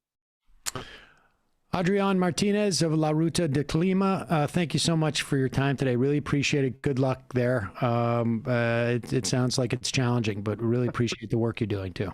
Thank you. Thank you a lot. Thanks so much. Bye-bye. All right, folks, just rolling Good along in the news. fun half. Yeah. Fun. Let's find different walls to bang our heads against. Yeah. Jesus. You know why those deer, how they suspect the deer got COVID? How? Probably some cultural deficiency. Where are the fathers? Exactly. Well, the deer suspect that it's just simply planned by humans. Hunters. Yeah, humans and hunters. It's just their way of like bringing the deer to heel, essentially. Right. Right? It's like a big authoritarian play on the deer. The theory is that maybe some deer, some hunter had like chewing tobacco, spit it out, and the deer licked it. That could make sense. Yeah, I mean, or that perhaps a hunter defecated in the woods and a deer was around it. Hunter Biden at it again. No, not Hunter Biden. A hunter, Can a deer you prove hunter. it? No, I can't. I cannot prove it. It could have been Hunter Biden hunting deer. Or I mean, the bottom line is, I mean, now it's too late. But, bury your poop if you're hunting and bury your tobacco. Don't leave anything behind. This is a bury your poop podcast. The problem is, I mean, I don't want to get the people depressed by this, but the problem is twofold. One is, when it goes into the animal population again, it can mutate. And then could theoretically come jumping back to humans. Yeah, think of the way that the right, they eat bats over there, and our origin story is chewing tobacco, spit in the woods, and a deer licked it. A deer licked it, and then deer has it. It's apparently very communicable amongst the deer population. And it's not like the deer population is just sort of explosive because we have eliminated a lot of its natural predators, right? I mean, it's not like deer are everywhere now. So then it propagates amongst the deer community, and it does one of two things. It either mutates, and then someone goes out, takes their deer for the year, has some venison jerky, bingo bango, although it's unclear that you can actually get COVID that way, but who knows? Who knows, right? But then it's just like the right wing is saying, oh, look at these Chinese people eating bats, like how primitive or whatever, and that's how we all got COVID. Well. And then we all get deer COVID. Now we get deer COVID. Or the other problem is that it doesn't mutate and it just exists amongst the deer population as if it's like, COVID? Oh yeah, no, I know you guys are eliminated, but let's save a vat of it in the refrigerator forever. That's essentially how the deer population would function. We just got an IM. I was a business major in college. Hunters were banging the deer. I don't. That's not possible. It's not possible. I don't see how that's possible. Sam's tried. It's not. You can't even get. You can't. Deer are just really. They're so full of themselves. You're so uptight. I don't know. Come on, dear. Party. Today's not a great day. I don't know about you, but I'm not enjoying any of this. None of it. Well, let's have some fun in the fun half then, shall we? Sharia law order Sharia law and order SVU. There were a lot of wins in Worcester. First Muslim city councilor elected. Oh, wow. First non-binary Southeast Asian American councilor elected in Worcester. Holy crap. Worcester, let's go. Also, a slate of progressive candidates got on the school board. In Boston, first Muslim, first formerly undocumented person elected as councilor, and first Haitian councilor elected. Also, Boston voted to have their schools committee elected instead of appointed by the mayor. Woohoo, that's great. I can't tell you how sort of shocking that is to me about Worcester. When I was in high school, I and a guy who ended up becoming mayor of Worcester, Joe O'Brien, and I think one or two other students, we wrote up a new charter commission plan, a charter plan for Worcester. There was a charter commission that was going on. And we, I don't know that we were the only people to propose it, but they basically went with our plan to have, I can't remember exactly what the numbers were, but it used to be all at large city councilor in Worcester. Now, of course, only wealthy people won because they had the money to run. So we made it like 6 districts and then like 3 at large or something, something like that.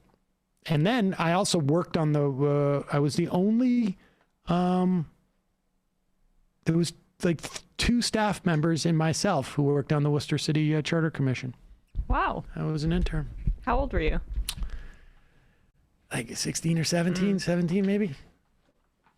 So that's when I peaked. Dem shill, right? That's when I picked. That's when I peaked. Well, it was nonpartisan. Oh. Yeah, it was transpartisan. I'm just, So I was like, I made alliances with cross-party lines. I interned at Gillibrand's office one time when I was 16. And it was on, right. So it was on my LinkedIn, which I've since gotten rid of, but that's, it was part of like the reason. We didn't have LinkedIn back when I did the this. reason that I'm a shill, obviously. I don't even know if I even put it on my college application. I mean, I think I may have been paid like, I don't know. I probably I got paid like $5 an hour or something like that. You got paid? I may have. Nice. I mean, there wasn't. I knew the guy because I'd worked for the guy who was like the staffer. I had worked for him in some like program before then too. So, folks, let's start with Joe Biden at COP26 since we were just talking about it. Here's Joe Biden. And what's amazing to me, what's amazing about this, and maybe we'll hear about it later. Do you remember Barack Obama? I think he did a speech, maybe it was in Egypt,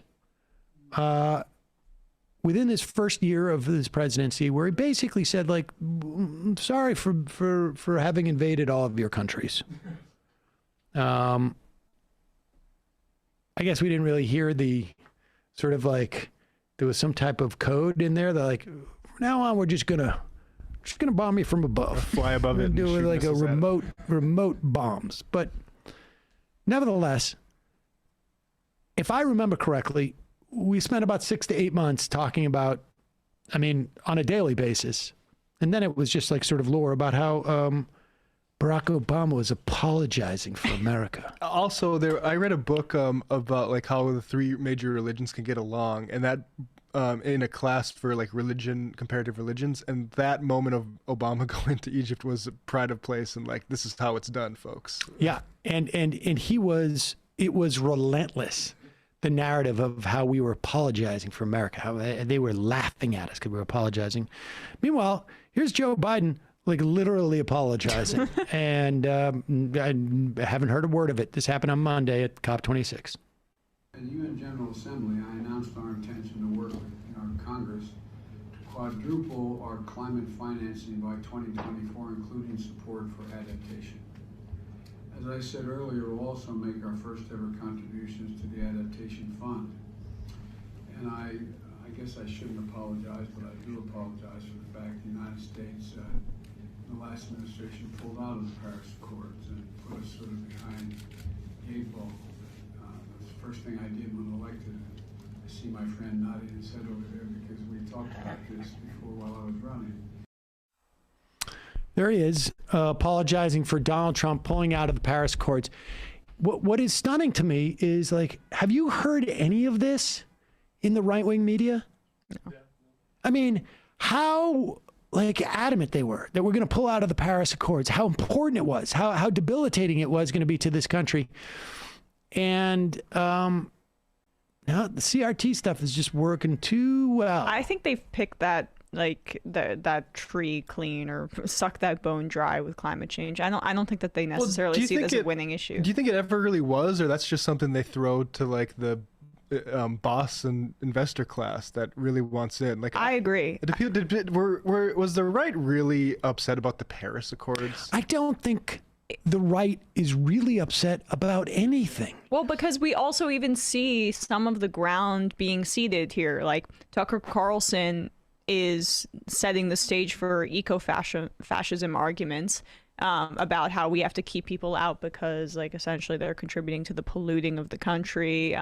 And we had that terrorist, domestic terrorist, who I think that was the Walmart shooting down in Texas, who had that reasoning. Like, there, even on the right, is some dread about the climate catastrophe, even if they're not going to do anything about it, right? So I just don't think that they can tap into it in any way outside of, this. Eventually they're going to be using it for border security conversations. I think, I think they could tap into it. I just think it's amazing to me. I mean, 6 years ago, the deficit was we had years and years and years of deficit, like terror. And then it just went away in about 6 to 8 months. Also, the apologizing for America thing, that was a way for them to say, look, Obama's sympathetic to terrorists. Yeah, oh, absolutely. Without doubt. So that's like why when Biden literally apologizes, without a doubt, he's white, it doesn't matter. Without a doubt. Yeah. So. Exactly. Like, all of this stuff is so coded always. Mm-hmm. How could apology be any different from a Joe Biden than a Barack Obama? And there's one word explanation. Well, 2 word. Well, white, black. That's right. It. I mean, white, that's black. And then also the apology being for we're in war in the Middle East. And clearly he's more allied with them. But the funny part is, by that point, there was no appetite for the war. It was all about supposedly this black guy is up there apologizing for me. It doesn't matter if there's no appetite for war. We saw it with Afghanistan. Images of American might not being as mighty, like us losing in Afghanistan. That's why Biden's poll numbers tanked in that area for a period of time, because people don't want to see America as weak. They want to see him as strong, and that's what they were trying to do, right? Yeah. It's fascinating to me how there couldn't be a better example of how all this stuff is just sort of coded, honestly. Yeah. Speaking of coded, here's the guy who once marched into a room down in Louisiana and said, hey, I'm like David Duke without the baggage, so make sure you vote for me. Of course, I'm talking about House Minority Whip. Unfortunate choice of title. Yeah. Steve Scalise talking about the Republican plan to deal with climate change. Somebody's got to at least talk about it in the Republican Party. Here it is.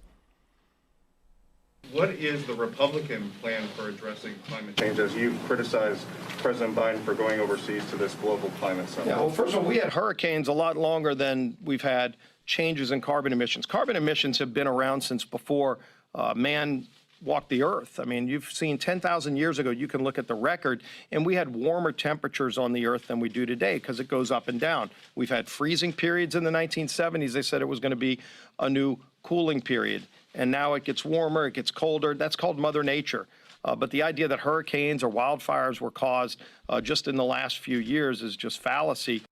No, it's not. It's the increasing number of them in a truncated period of time and the intensity.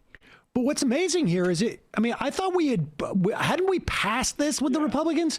Yeah. Most likely YouTube commentators have passed this point. I mean, didn't we go through the climate change is not real? It's just, but into like, well, it's not man-made. Yeah, he's stuck into, well, he's kind of saying that, but he's a little bit, he reverted back to 2005. Exactly. Yeah. He's still trying to essentially say that. What do they do? Get into the Republican caucus and just go, hey guys, I got another idea. What if we just do it again? Yeah, just go back. Yeah, I know, everybody's like, what do we do next? Like we've already said, like it's man-made, but we can't get. How about we just start over again? Yeah, Hashtag Throwback Thursday. Do not pass go. Do not collect 200. Just go back to go and start again, man. Scalise's in Louisiana, so he's gotta like hold that line for the oil and gas industry. This is it's unbelievable. It really is just because it is like Ben Shapiro now makes a point saying, of course I don't deny that humans are having some impact on it, but the truth is like it would cost too much to do anything about it. So let's just not. Or the technology will certainly fix it anyways going into the future. And of course, if you are living in a flood zone, the answer is to sell your house.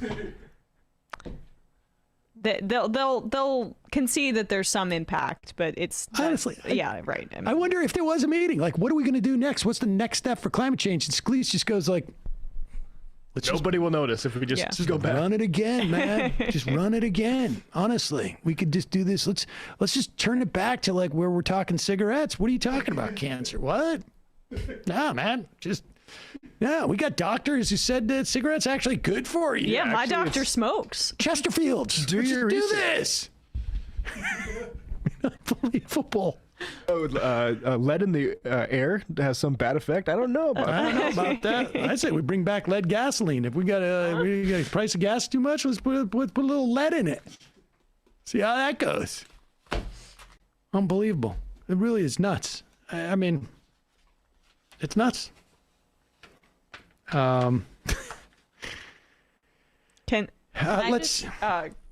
Matt, sorry. Do you have the sound? Oh, yes. Sorry. I want to catch up with one more thing. This is a sound of Elena Kagan. Now, people were a little surprised by the response, particularly from like some of the conservatives on the court. At one point, Kavanaugh, this is in the SB 8 hearing, or oral arguments, I should say, which is, and I don't know why all the worst ones are 8. Or number 8. Have you noticed that? The Senate Bill 8s are always the worst. I don't know. It's an evil number. It's the same on top and the bottom. Yeah. Very unsettling. We don't like it.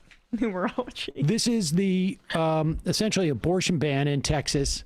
If you cannot get an abortion if, well, they say you can hear the fetus heartbeat, but at 6 weeks, it is not a fetus. It is still an embryo. At 6 weeks, there is no heart.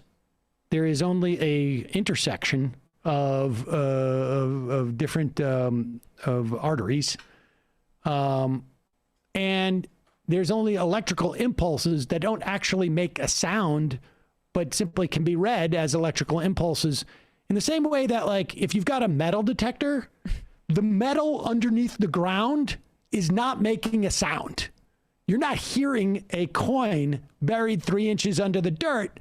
It is the way that the detector allows you to know that there is some form of metal there and it's receiving some signal. Same with the electrical impulses there. Yeah, the coin is not screaming, "Save me!" Right. And just and the other day, I was the fetus. Much to the chagrin of people, I was doing some electrical work in the house. You get an electric meter. and you take it near to see if you have properly turned off and it lights up and it goes beep, and it's not the wire's not. Wow, your house is alive. Exactly. Anyways, that's the bill in Texas, and the thing that they're focusing on was an innovation by the state of Texas to avoid federal court jurisdiction by not having anyone in the state essentially have any role in punishing people who aided and abetted, encouraged, or provided an abortion. Instead, the law essentially deputized people to go out and sue anybody associated with an abortion for $10,000. And those people didn't even have to be in the state. This is a way to skirt federal jurisdiction over what are constitutional issues. That is mostly where the Supreme Court seemed to have a problem with this, which in some ways sets it up for the Mississippi case at 15 weeks. But here's Elena Kagan talking about that dynamic in this law. And if this court is going to stand by its General word, Stone, I think what Justice Breyer is suggesting is that the entire point of this law, its purpose and its effect, is to find the chink in the armor of Ex parte Young. That Ex parte Young set out a basic principle of how our government is supposed to work and how people can seek review of unconstitutional state laws.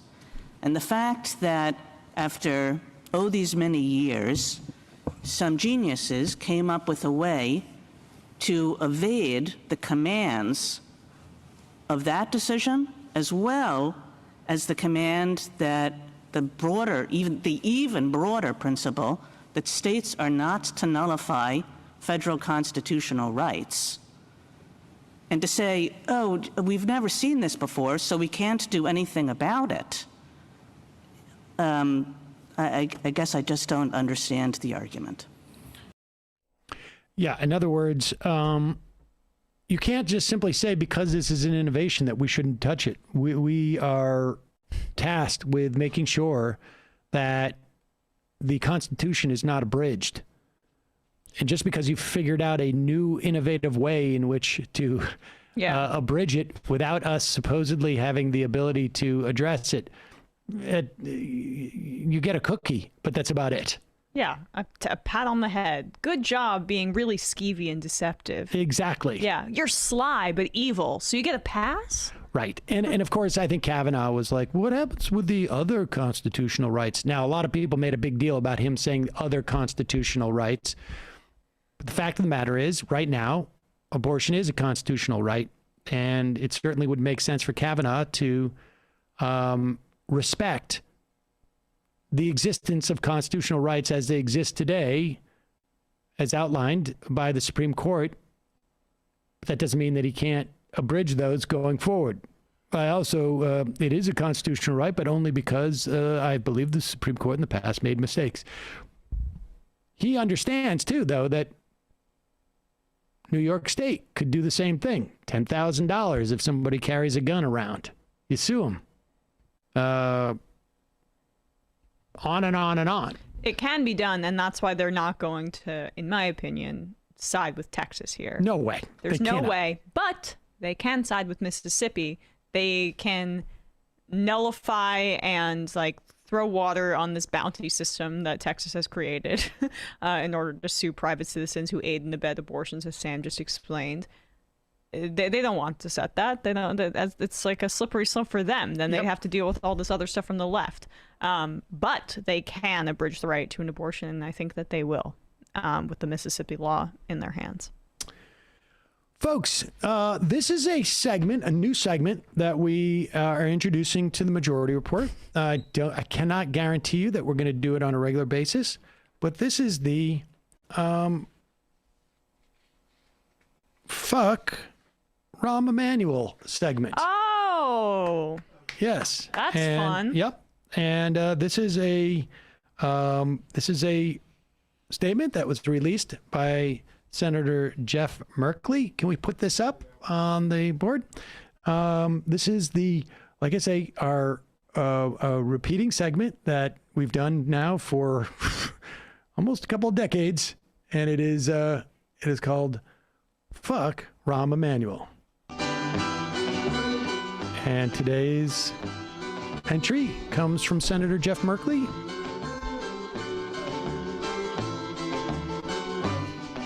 And here it comes. We're just working out the kinks and the bugs. Building anticipation On this new segment that we have. Involves a lot of technical. Because honestly, don't you want to savor the Fuck Rahm Emanuel segment? Yep, here it is. Oof, here we Jeff go. Merkley's statement on Rahm Emanuel's nomination to ambassador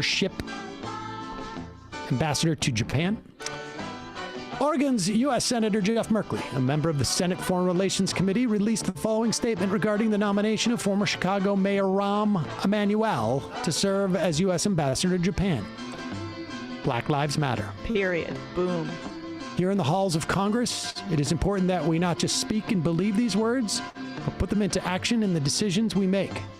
I've carefully considered Mayor Emanuel's record and the input of civil rights leaders, criminal justice experts, and local elected officials who've reached out to the Senate to weigh in, and I have reached the decision that I cannot support his nomination to serve as U.S. Ambassador. Aww. While I respect Mayor Emanuel's many years of service, I added that part. Oh, sorry. Hold on one second. We got to get this segment ironed out. And the points of view of my colleagues who have come to a different conclusion, I will be voting no when his nomination comes before this committee.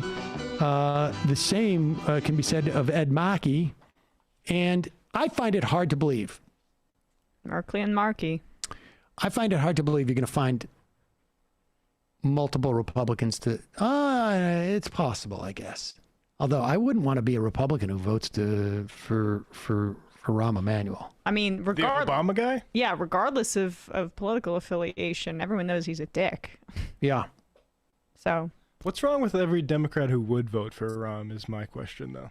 Yeah. Why do they do that? It's because they also, they know what comes around goes around. They don't want to be judged if they do anything wrong. Right. Yeah. That's why.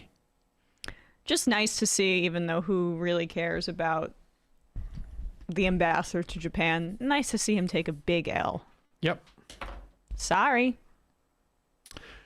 All right, let's play one more clip before we get to IMs, shall we? We are still, Matt, sharing the... Oh, shoot, sorry. It's okay. If everyone hasn't noticed, Bradley's out this week, so Matt's doing 2 jobs. He's doing 3 jobs. Yeah, 3 jobs. And we got to rejigger the office furniture too. I think a little bit. He's got to get up and down. He's moving furiously from desk to desk. Yeah. Do we have a final count yet from New Jersey? No. Basically, right now, I do think. Let me check the New York Times site. Murphy is in the lead by less than a percentage point. But the outstanding counties that needed to be still tabulated are Trenton, urban areas that are likely going to put Murphy over the top as the incumbent. But it's really close. Again, less than a percentage point. Chitterelli behind him. So there's still no decision, but there's also mail-in ballots that I think still need to be counted, according to Nate Cohn. And people are trending or tending to think that Murphy's going to pull it off. Okay.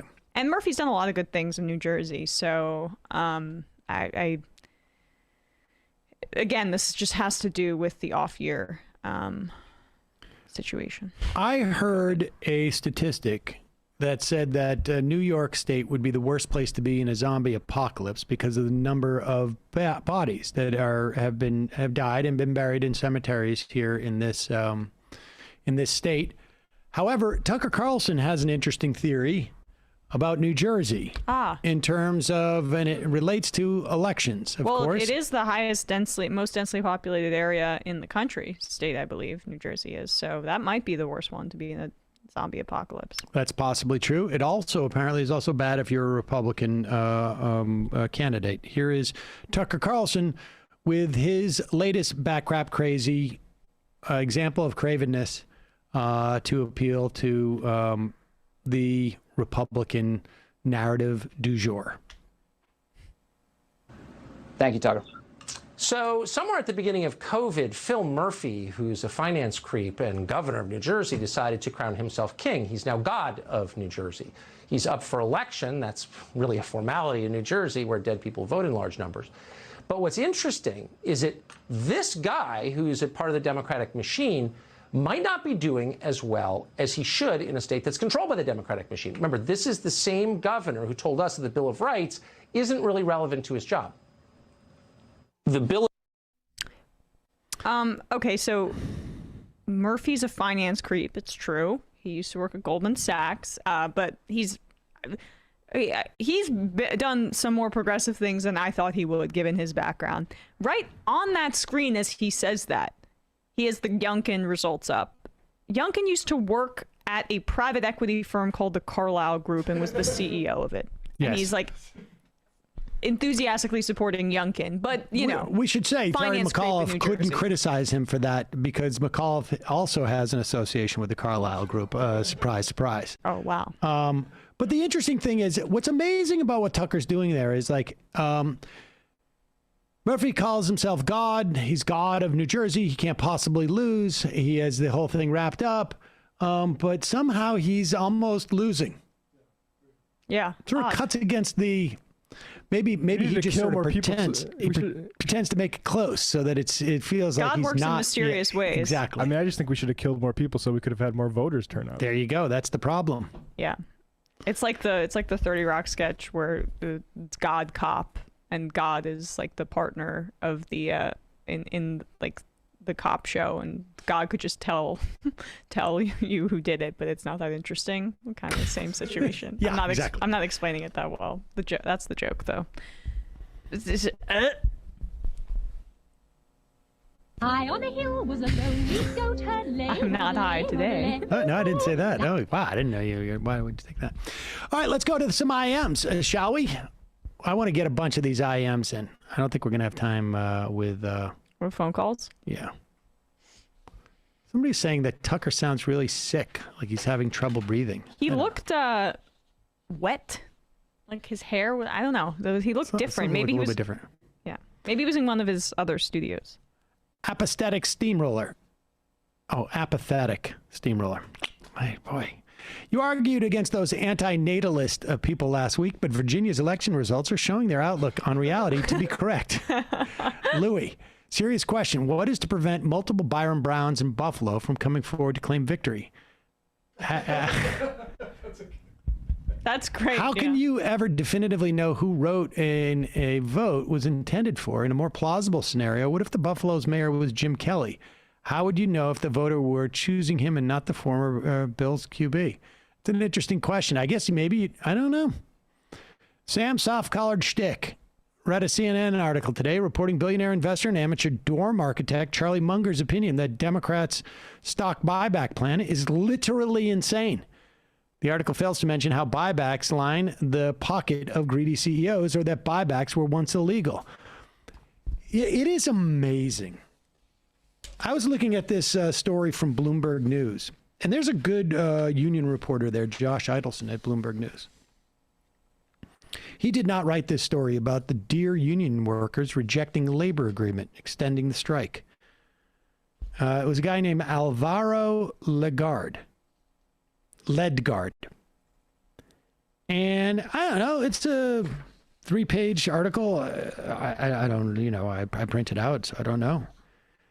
But it goes through, all the benefits that the John Deere workers were offered. By a vote of 45% to 55%, no UAW John Deere members voted down the agreement this evening, the union said in a statement.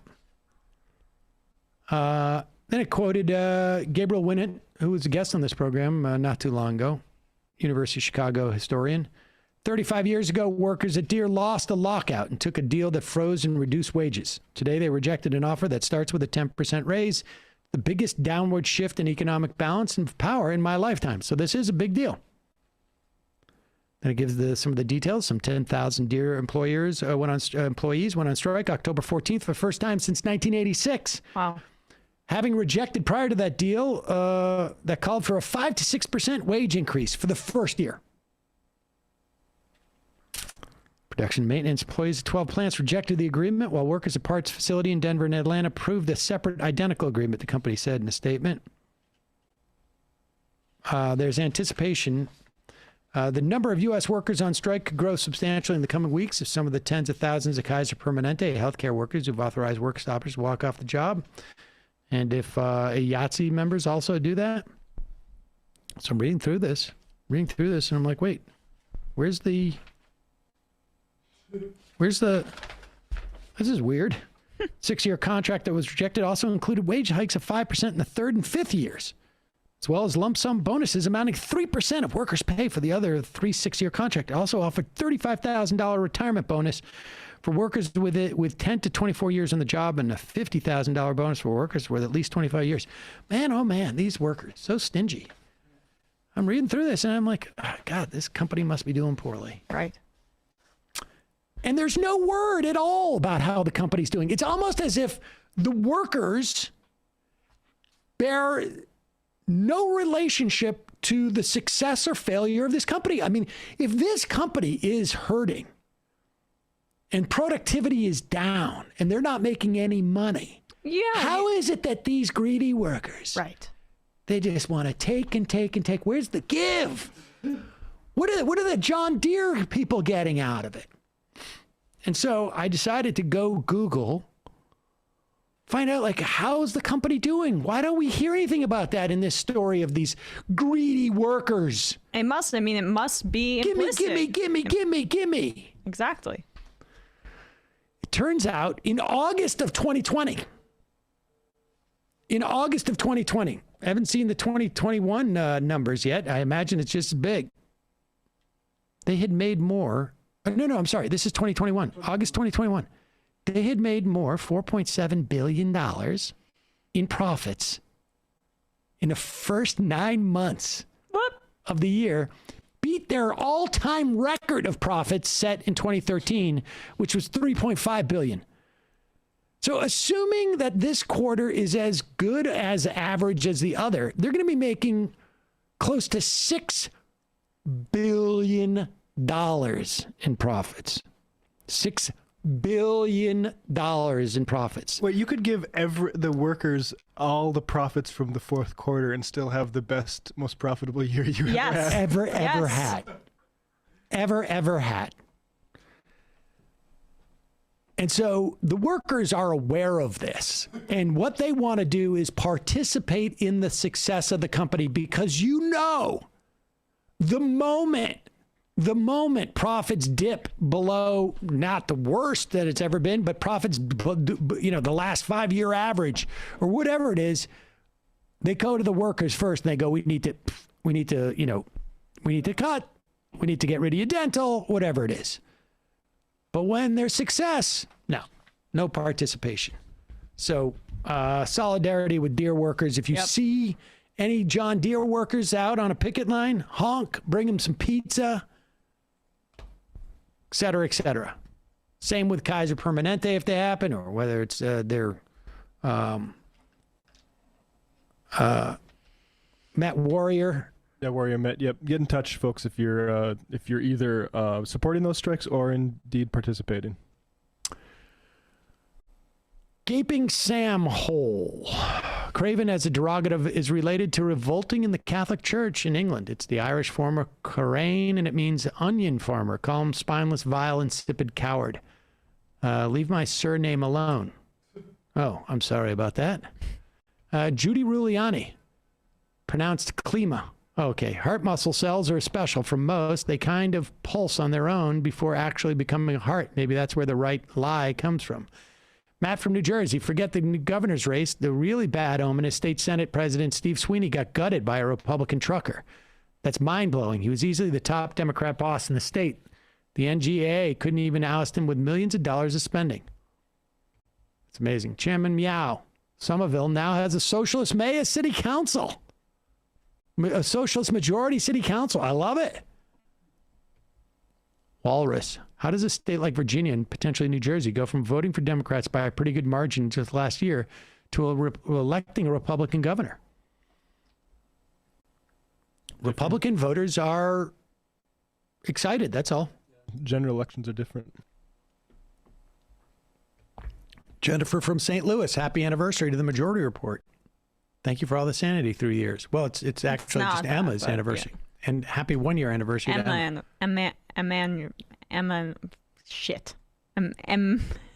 Fuck, I was trying to make it like the Majority Report, but anniversary, but it didn't go great.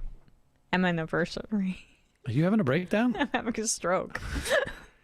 Chris from Taiwan, the voters in the city that was ground to zero for the uprisings against police last summer rejected even the most modest change to the police department. My Minneapolis comrades and I are wondering where we go from here. I would never advocate abstaining from electoral politics because that's not smart strategy, but I honestly don't know how we're going to win this fight. Not giving up, just at a loss for what comes next. Follow GP Jacob 4 at GP Jacob 4 and the Money, Power, Land, Solidarity podcast out of Minneapolis. I think they're very clear-eyed about the uphill battle facing Minneapolis. It's going to be a fight, and it's going to be a long one. I mean, just look at like the makeup of the people who were in the streets last year versus the makeup of the electorate, and there's a lot of effort to do to try to bridge the gap between those things. I mean, on some level, abstaining from electoral politics is exactly the wrong lesson to take, particularly in the context of like reform, of these adjusting your expectations downward of electoral politics might be the best case in this case, but while still understanding the significance of it. Tom from Yacubia, dramatic recreation of the Boston Massacre, anyone? I call dibs on playing Crispus Attack Us. Rabbit from Boston. Hey, Sam MR crew. Michelle Wu has won the mayoral race in Boston. I backed her from day one because of her advocacy and action regarding policing in Boston. City Council, she led an effort to end Boston's police drone program, stands up to their nasty union, and has voted against bloated police budgets. Nice. Indeed. Between 101 and the 5, the best clam chowder I ever had was the Mass. Seriously? I'm surprised by that. Glass-Steagall. In Kenosha, they got the FBI guy on the stand right away yesterday and did not broadcast his testimony. Bill Barr sent a spy plane to Wisconsin to mass surveil civil rights protesters. Hot take for Virginia. Critical race theory is well supported. Majority Report wardrobe coordinator. Democratic Party is more interested in defeating India Walton than Glenn Youngkin. Running on I'm not Trump only works when you're running against Trump. I don't know that that's not the case, that's the case. I give you 2018. It's really hard to tie Trump to Republicans when you want to constantly pontificate about how you want a strong Republican Party. That I agree with. Yes. Hey, Sam, do you ever talk about how the Red Sox need a strong Yankees organization? No, I don't. No, you don't need to sell us on this idea. Yes. Believe me. I think we've criticized it on the show a variety of times. 2016, I was complaining about Pelosi and Schumer doing exactly this. We covered her saying this on the show like a few months ago. Benny Boy got it mrlive.com, right? I disagree with your analysis of exit polls from the Virginia election. How can you judge exit polls when the turnout was so much crappier in 2021 than it was in 2020? First of all, you need to compare 2021 to the last governor's race, which was actually the turnout was much higher. I don't know that the exit polls are accurate. It's conceivable that they're not, but that's what we have for today. Thomas, Minneapolis. Majority of working class and black people voted against police reform amendment. Obviously, it lost. I mean, I don't know how you make that assessment, but about who voted for it, I haven't seen the polling, but maybe I have. Is that about Minneapolis? I mean, you can take the contrary lesson from Austin. Like, right? Like, is the implication there that the working class people support the cops, or is it probably the reality, which is that amendment wasn't exactly what the activists wanted and was scary enough to scare away regular voters? Simple. Neoliberal centrist mayor looks to win, but rent control passed in both Minneapolis and St. Paul. Local orgs were very active in the police reform canvassing, but local news was in overdrive, scaring voters into a tizzy about stories of crime and carjackings. How do local left organizations combat local media, which is just blowing up old people's phones with stories of crime and scaring them to death, even if it's exaggerated? How do we expose that? Also, local DSA seems to be more concerned with unionizing brewing companies, coffee shops than the electoral realm.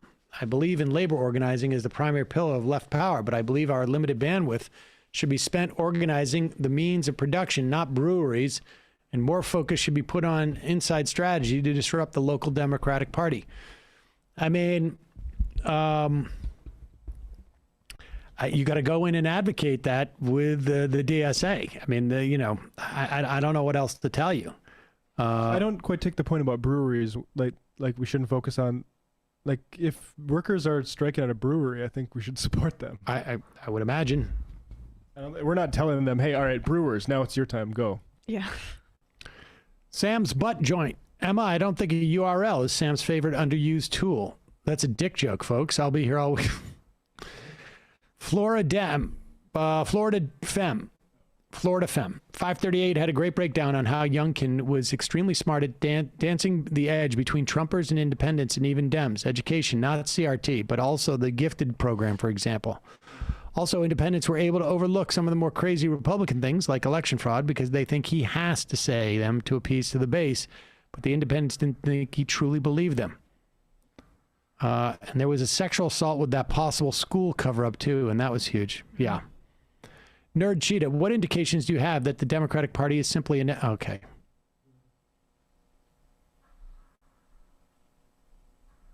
Oh, God.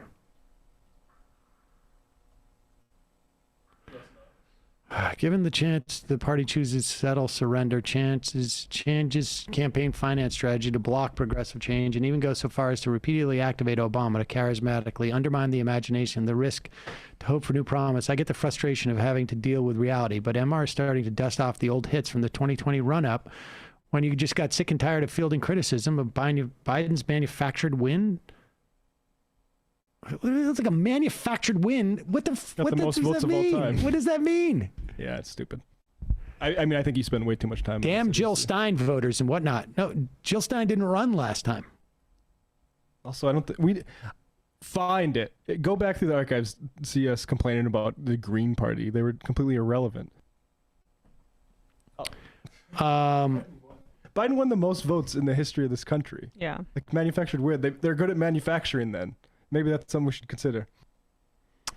But they only did it so that they could lose again in 2024. Of course, yeah. Because had they let Donald Trump win, then they would have won in 2024, which would have thrown off their plan to lose in 2024 and win in 2020. Ding dong. We need to get like somebody like a Lenin scholar to talk about just straightforward, like what the use and limitations of electoralism is, because this sort of chat idiocy is dumb. Dictatorship for the proletariat. The reason Biden started at $3.5 trillion instead of just passing the bipartisan bill is because they want the narrative to set up to blame progressives for any electoral losses during Biden's presidency. I don't know. This is just so silly.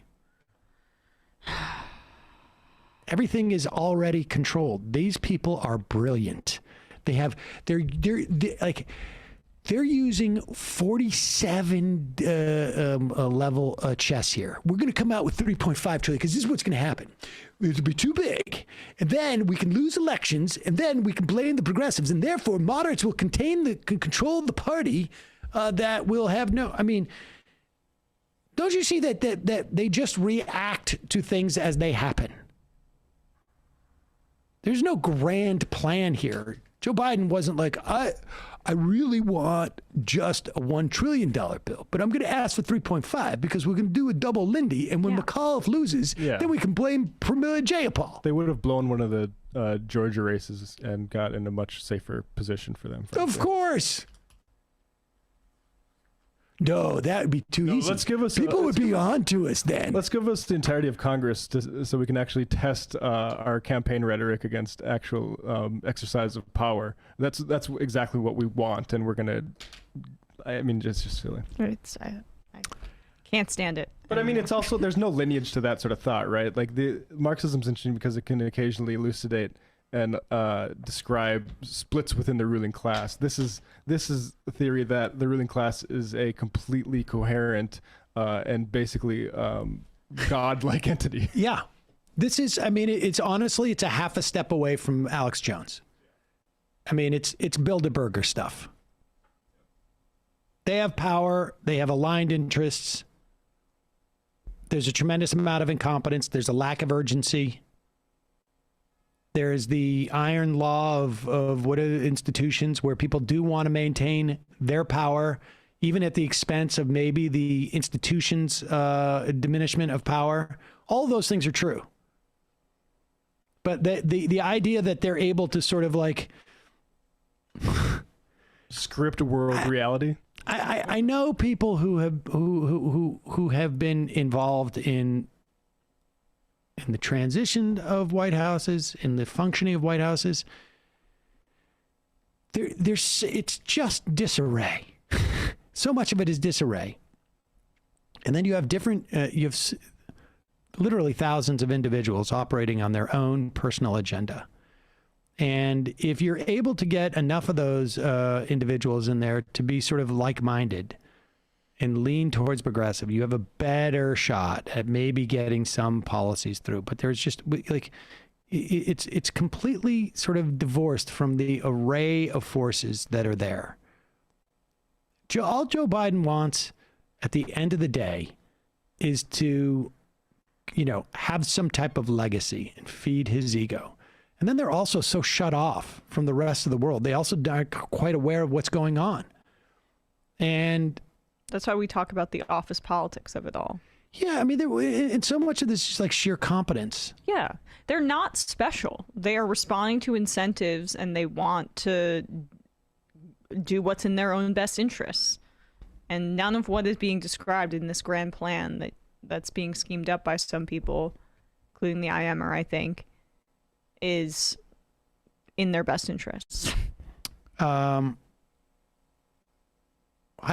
crew, as all of the narrative building around Virginia takes shape, it shouldn't be forgotten that McAuliffe got more votes than Northam did in 2017.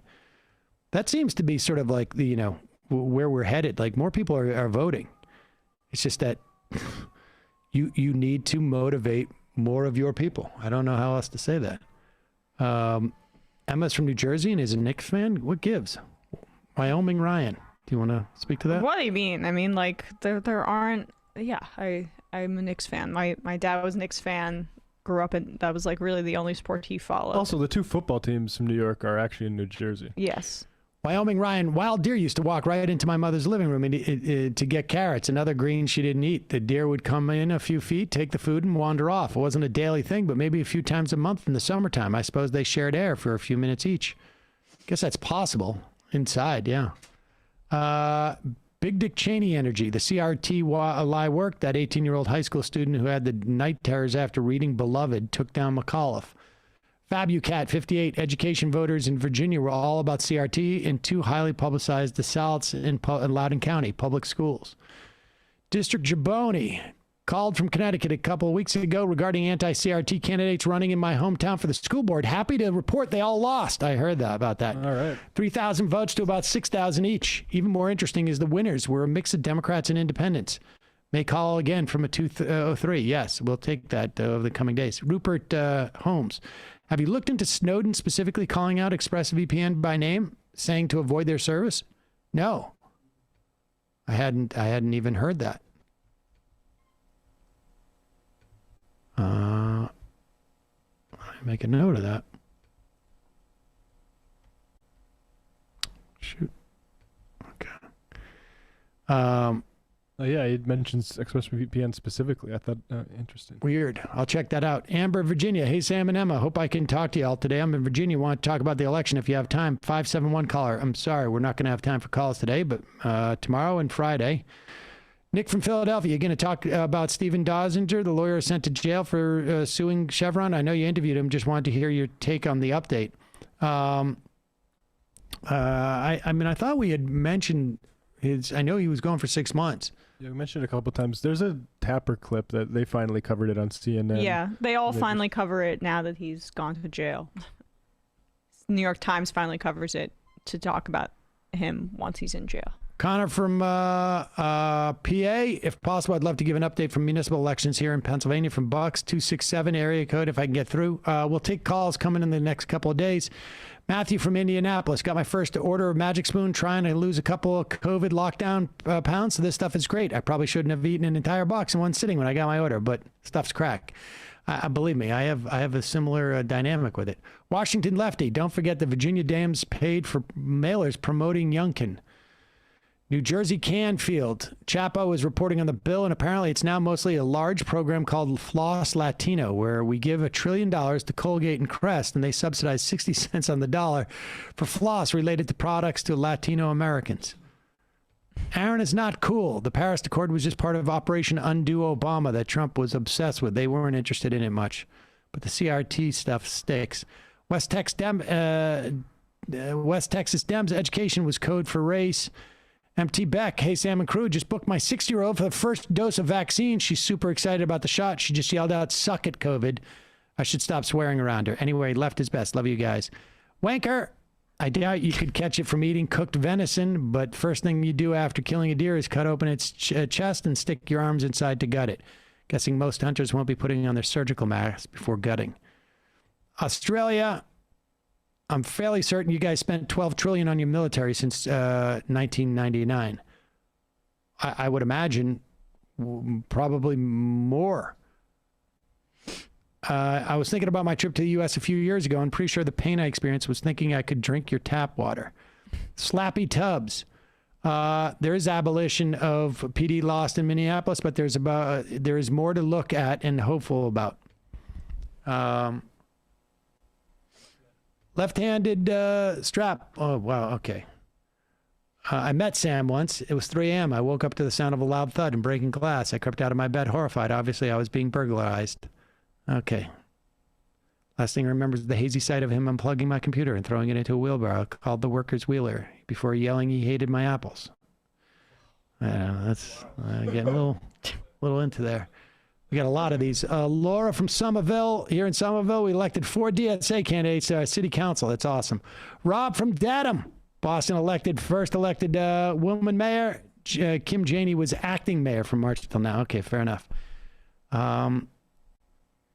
U.S. Bostonians used to be known for the baked beans, not the chowder.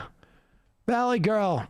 Matt, please stop drinking deer blood. Thank you. Left is best.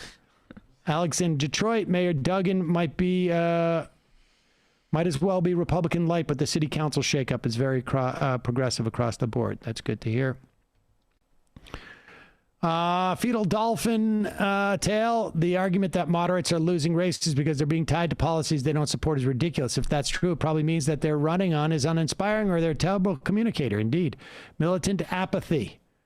Democrats need to stop clowning about the race in Virginia. I know state races are important, but to have won that state would have bucked a 50-year trend.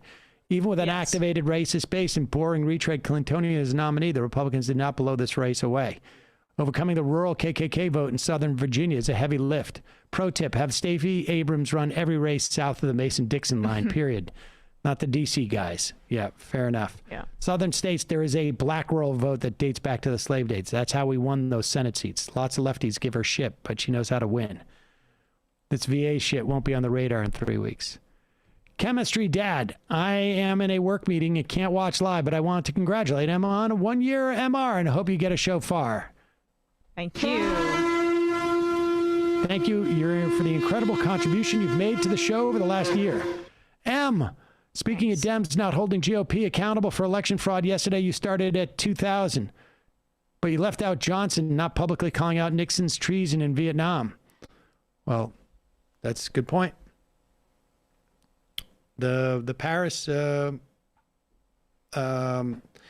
Kissinger go to Paris and basically say hold on, yeah, keep going. When we get in, we'll. Yeah, and then I think a similar thing happened with Reagan, though I'm less up on that. But one tweet here, just on the Republicans. The Gateway Pundit, this is from Zachary Patrizzo with Salon. The Gateway Pundit is floating the idea that Glenn Youngkin win might be part of a larger psyop carried out by Democrats, which centers around McAuliffe as a sacrificial lamb. But in reality, they still think Democrats will steal future elections at will. So I mean, that is the functional equivalent of the argument that like Democrats are not trying. They put out the bill. They want it to lose. Yeah. Just galaxy brain. I mean, yes, like those people do speak like Republican operatives that just don't want to admit that they're such in the chat. Yeah. That's the way they act. Far Northern Owl. We had a ton of vote no on 1, 2, 3, 4 signs in northern New York, Saratoga and points north. They were in effect the only information many voters had, and they voted accordingly. Yes, agreed. It was terrible organizing. Random Colorado guy. Won my local election for city council. I has also heard of a few other leftists winning their rural elections. I think the way forward is these small local elections. The Democratic Party at national level is a lost cause, and we can have more direct through local elections. It's hard to argue with that. I mean, I think there's a long way to go. Winning at a local level, you're under the radar, and there's not as much money involved, et cetera, et cetera. Ultimate Fate. Who's the left-leaning commentator you were talking about? Sounds like a pedantic dingus. Just next I am. Awaken Joe. If the founders had wanted kids not to eat lead paint chips, they would have said so in the Constitution. Get your government out of my gas tank. Oh! And here it is. Here comes the shofar. Ladies and gentlemen, you recall Lawyer Matthew, who is IM'd into this program. Let me do this properly because I want him to, I'm going to record this and send this clip to him. You all remember Lawyer Matthew has been IMing to the show for many, many years. Yes. He's a longtime friend of mine. Well, I want to say congratulations because Lawyer Matthew is no more. Ladies and gentlemen, I give you Judge Matthew. Whoa. Elected.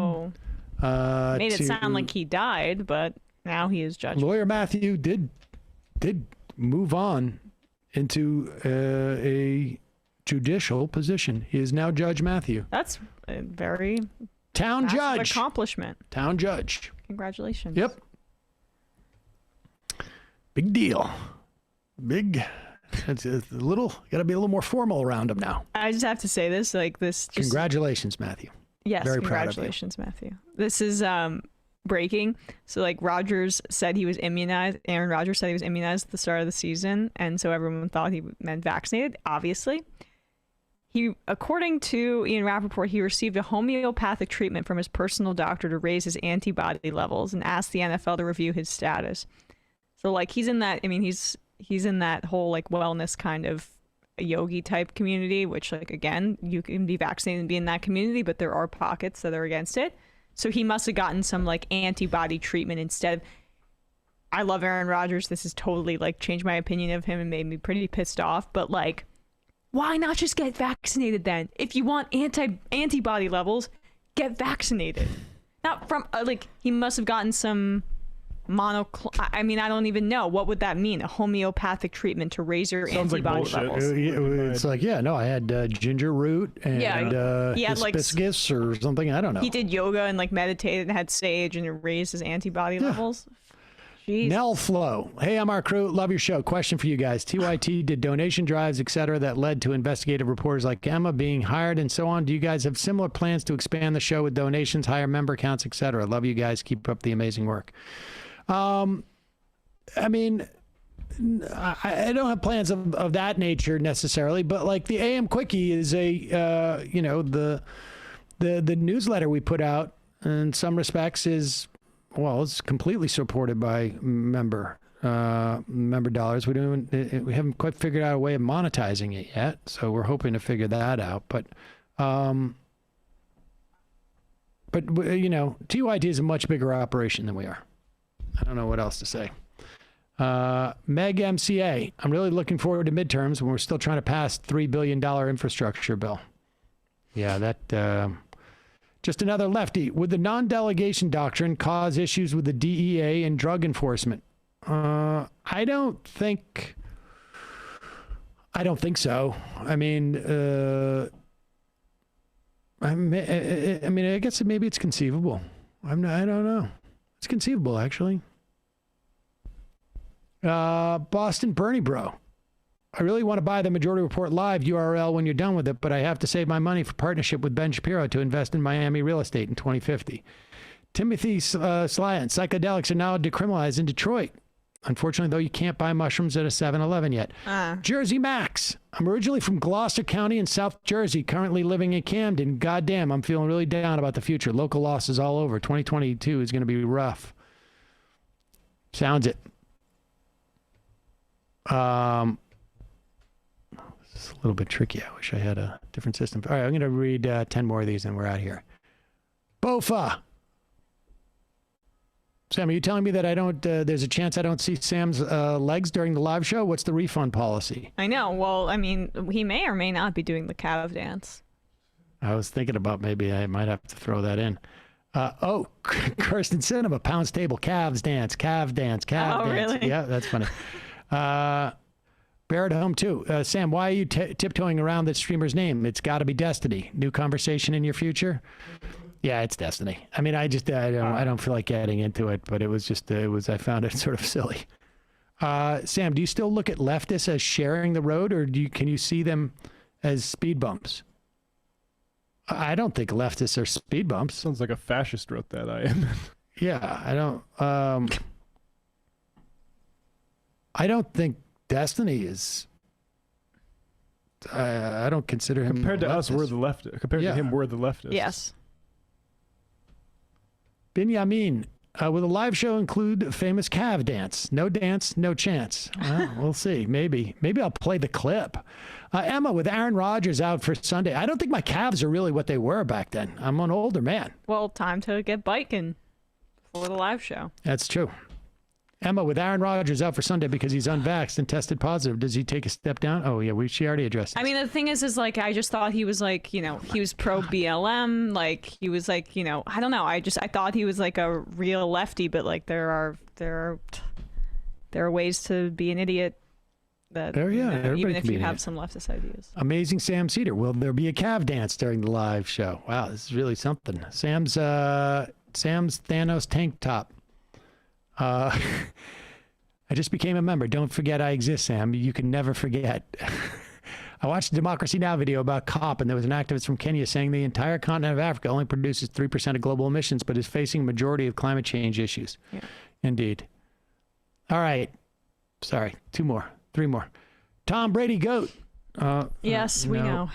Okay, I'm not going to do that because it was an Aaron Rodgers. I'm going to do 2 more. I know. I mean, Brady got Rampaging vaccinated. Toaster. As a Virginian, I'm so effing pissed at McAuliffe and the hubris it takes to exclude a $15 minimum wage from your policy platform while running in a mostly blue state. The Toaster's on a rampage. Josh from Tucson. Have we really regressed so fucking to fucking Deere? You guys probably mentioned it, but Tucson voted to increase minimum wage to $15 an hour in Kristen Sinema's state. Indeed. Am I right? First time anyone has ever apologized for Trump pulling out. Am I right? Yikes. Ryan from West Michigan. These people think there's some grand plan by the moderates. Sound like when you're a kid and you think the adults have everything figured out. Spoiler alert, they don't. Kevin from Philadelphia, UTW authorized a SEPTA strike this past weekend in Philadelphia. Would love to hear some coverage of that. SEPTA workers have been underpaid and overworked for years. We'll look into that. And the final IM of the day.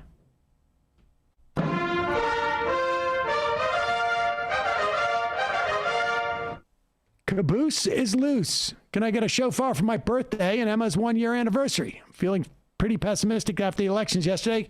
Progressives caving on the BB bill brings me back to the idea that the left ideas don't permeate mass media the way they need to, and because of that, corporate Democrats and Republicans are able to get away with so much.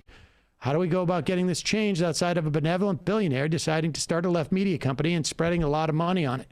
Can we bring back the fairness doctrine and update it for the age of cable and large internet-based media channels, Daily Wire, etc.? I mean, the fairness doctrine can't work on cable and internet because FCC doesn't have authority there.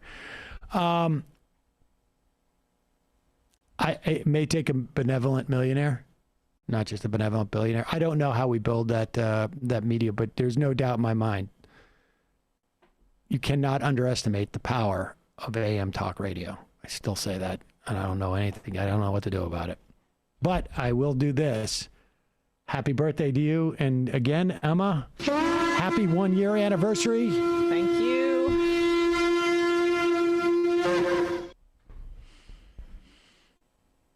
Matt, great job today. I know you're juggling 4 different things. Emma, great job. Folks, Emma and Matt will be here tomorrow. I will see you on Friday. Friday. It might take all the strength I got to get to where I want, but I know somehow I'm gonna get there. I wasn't looking when I just got caught between the truth and the light bulb, but finding out won't make me feel any better. Yeah, I know the clock is ticking, but the meds are gonna kick in, and my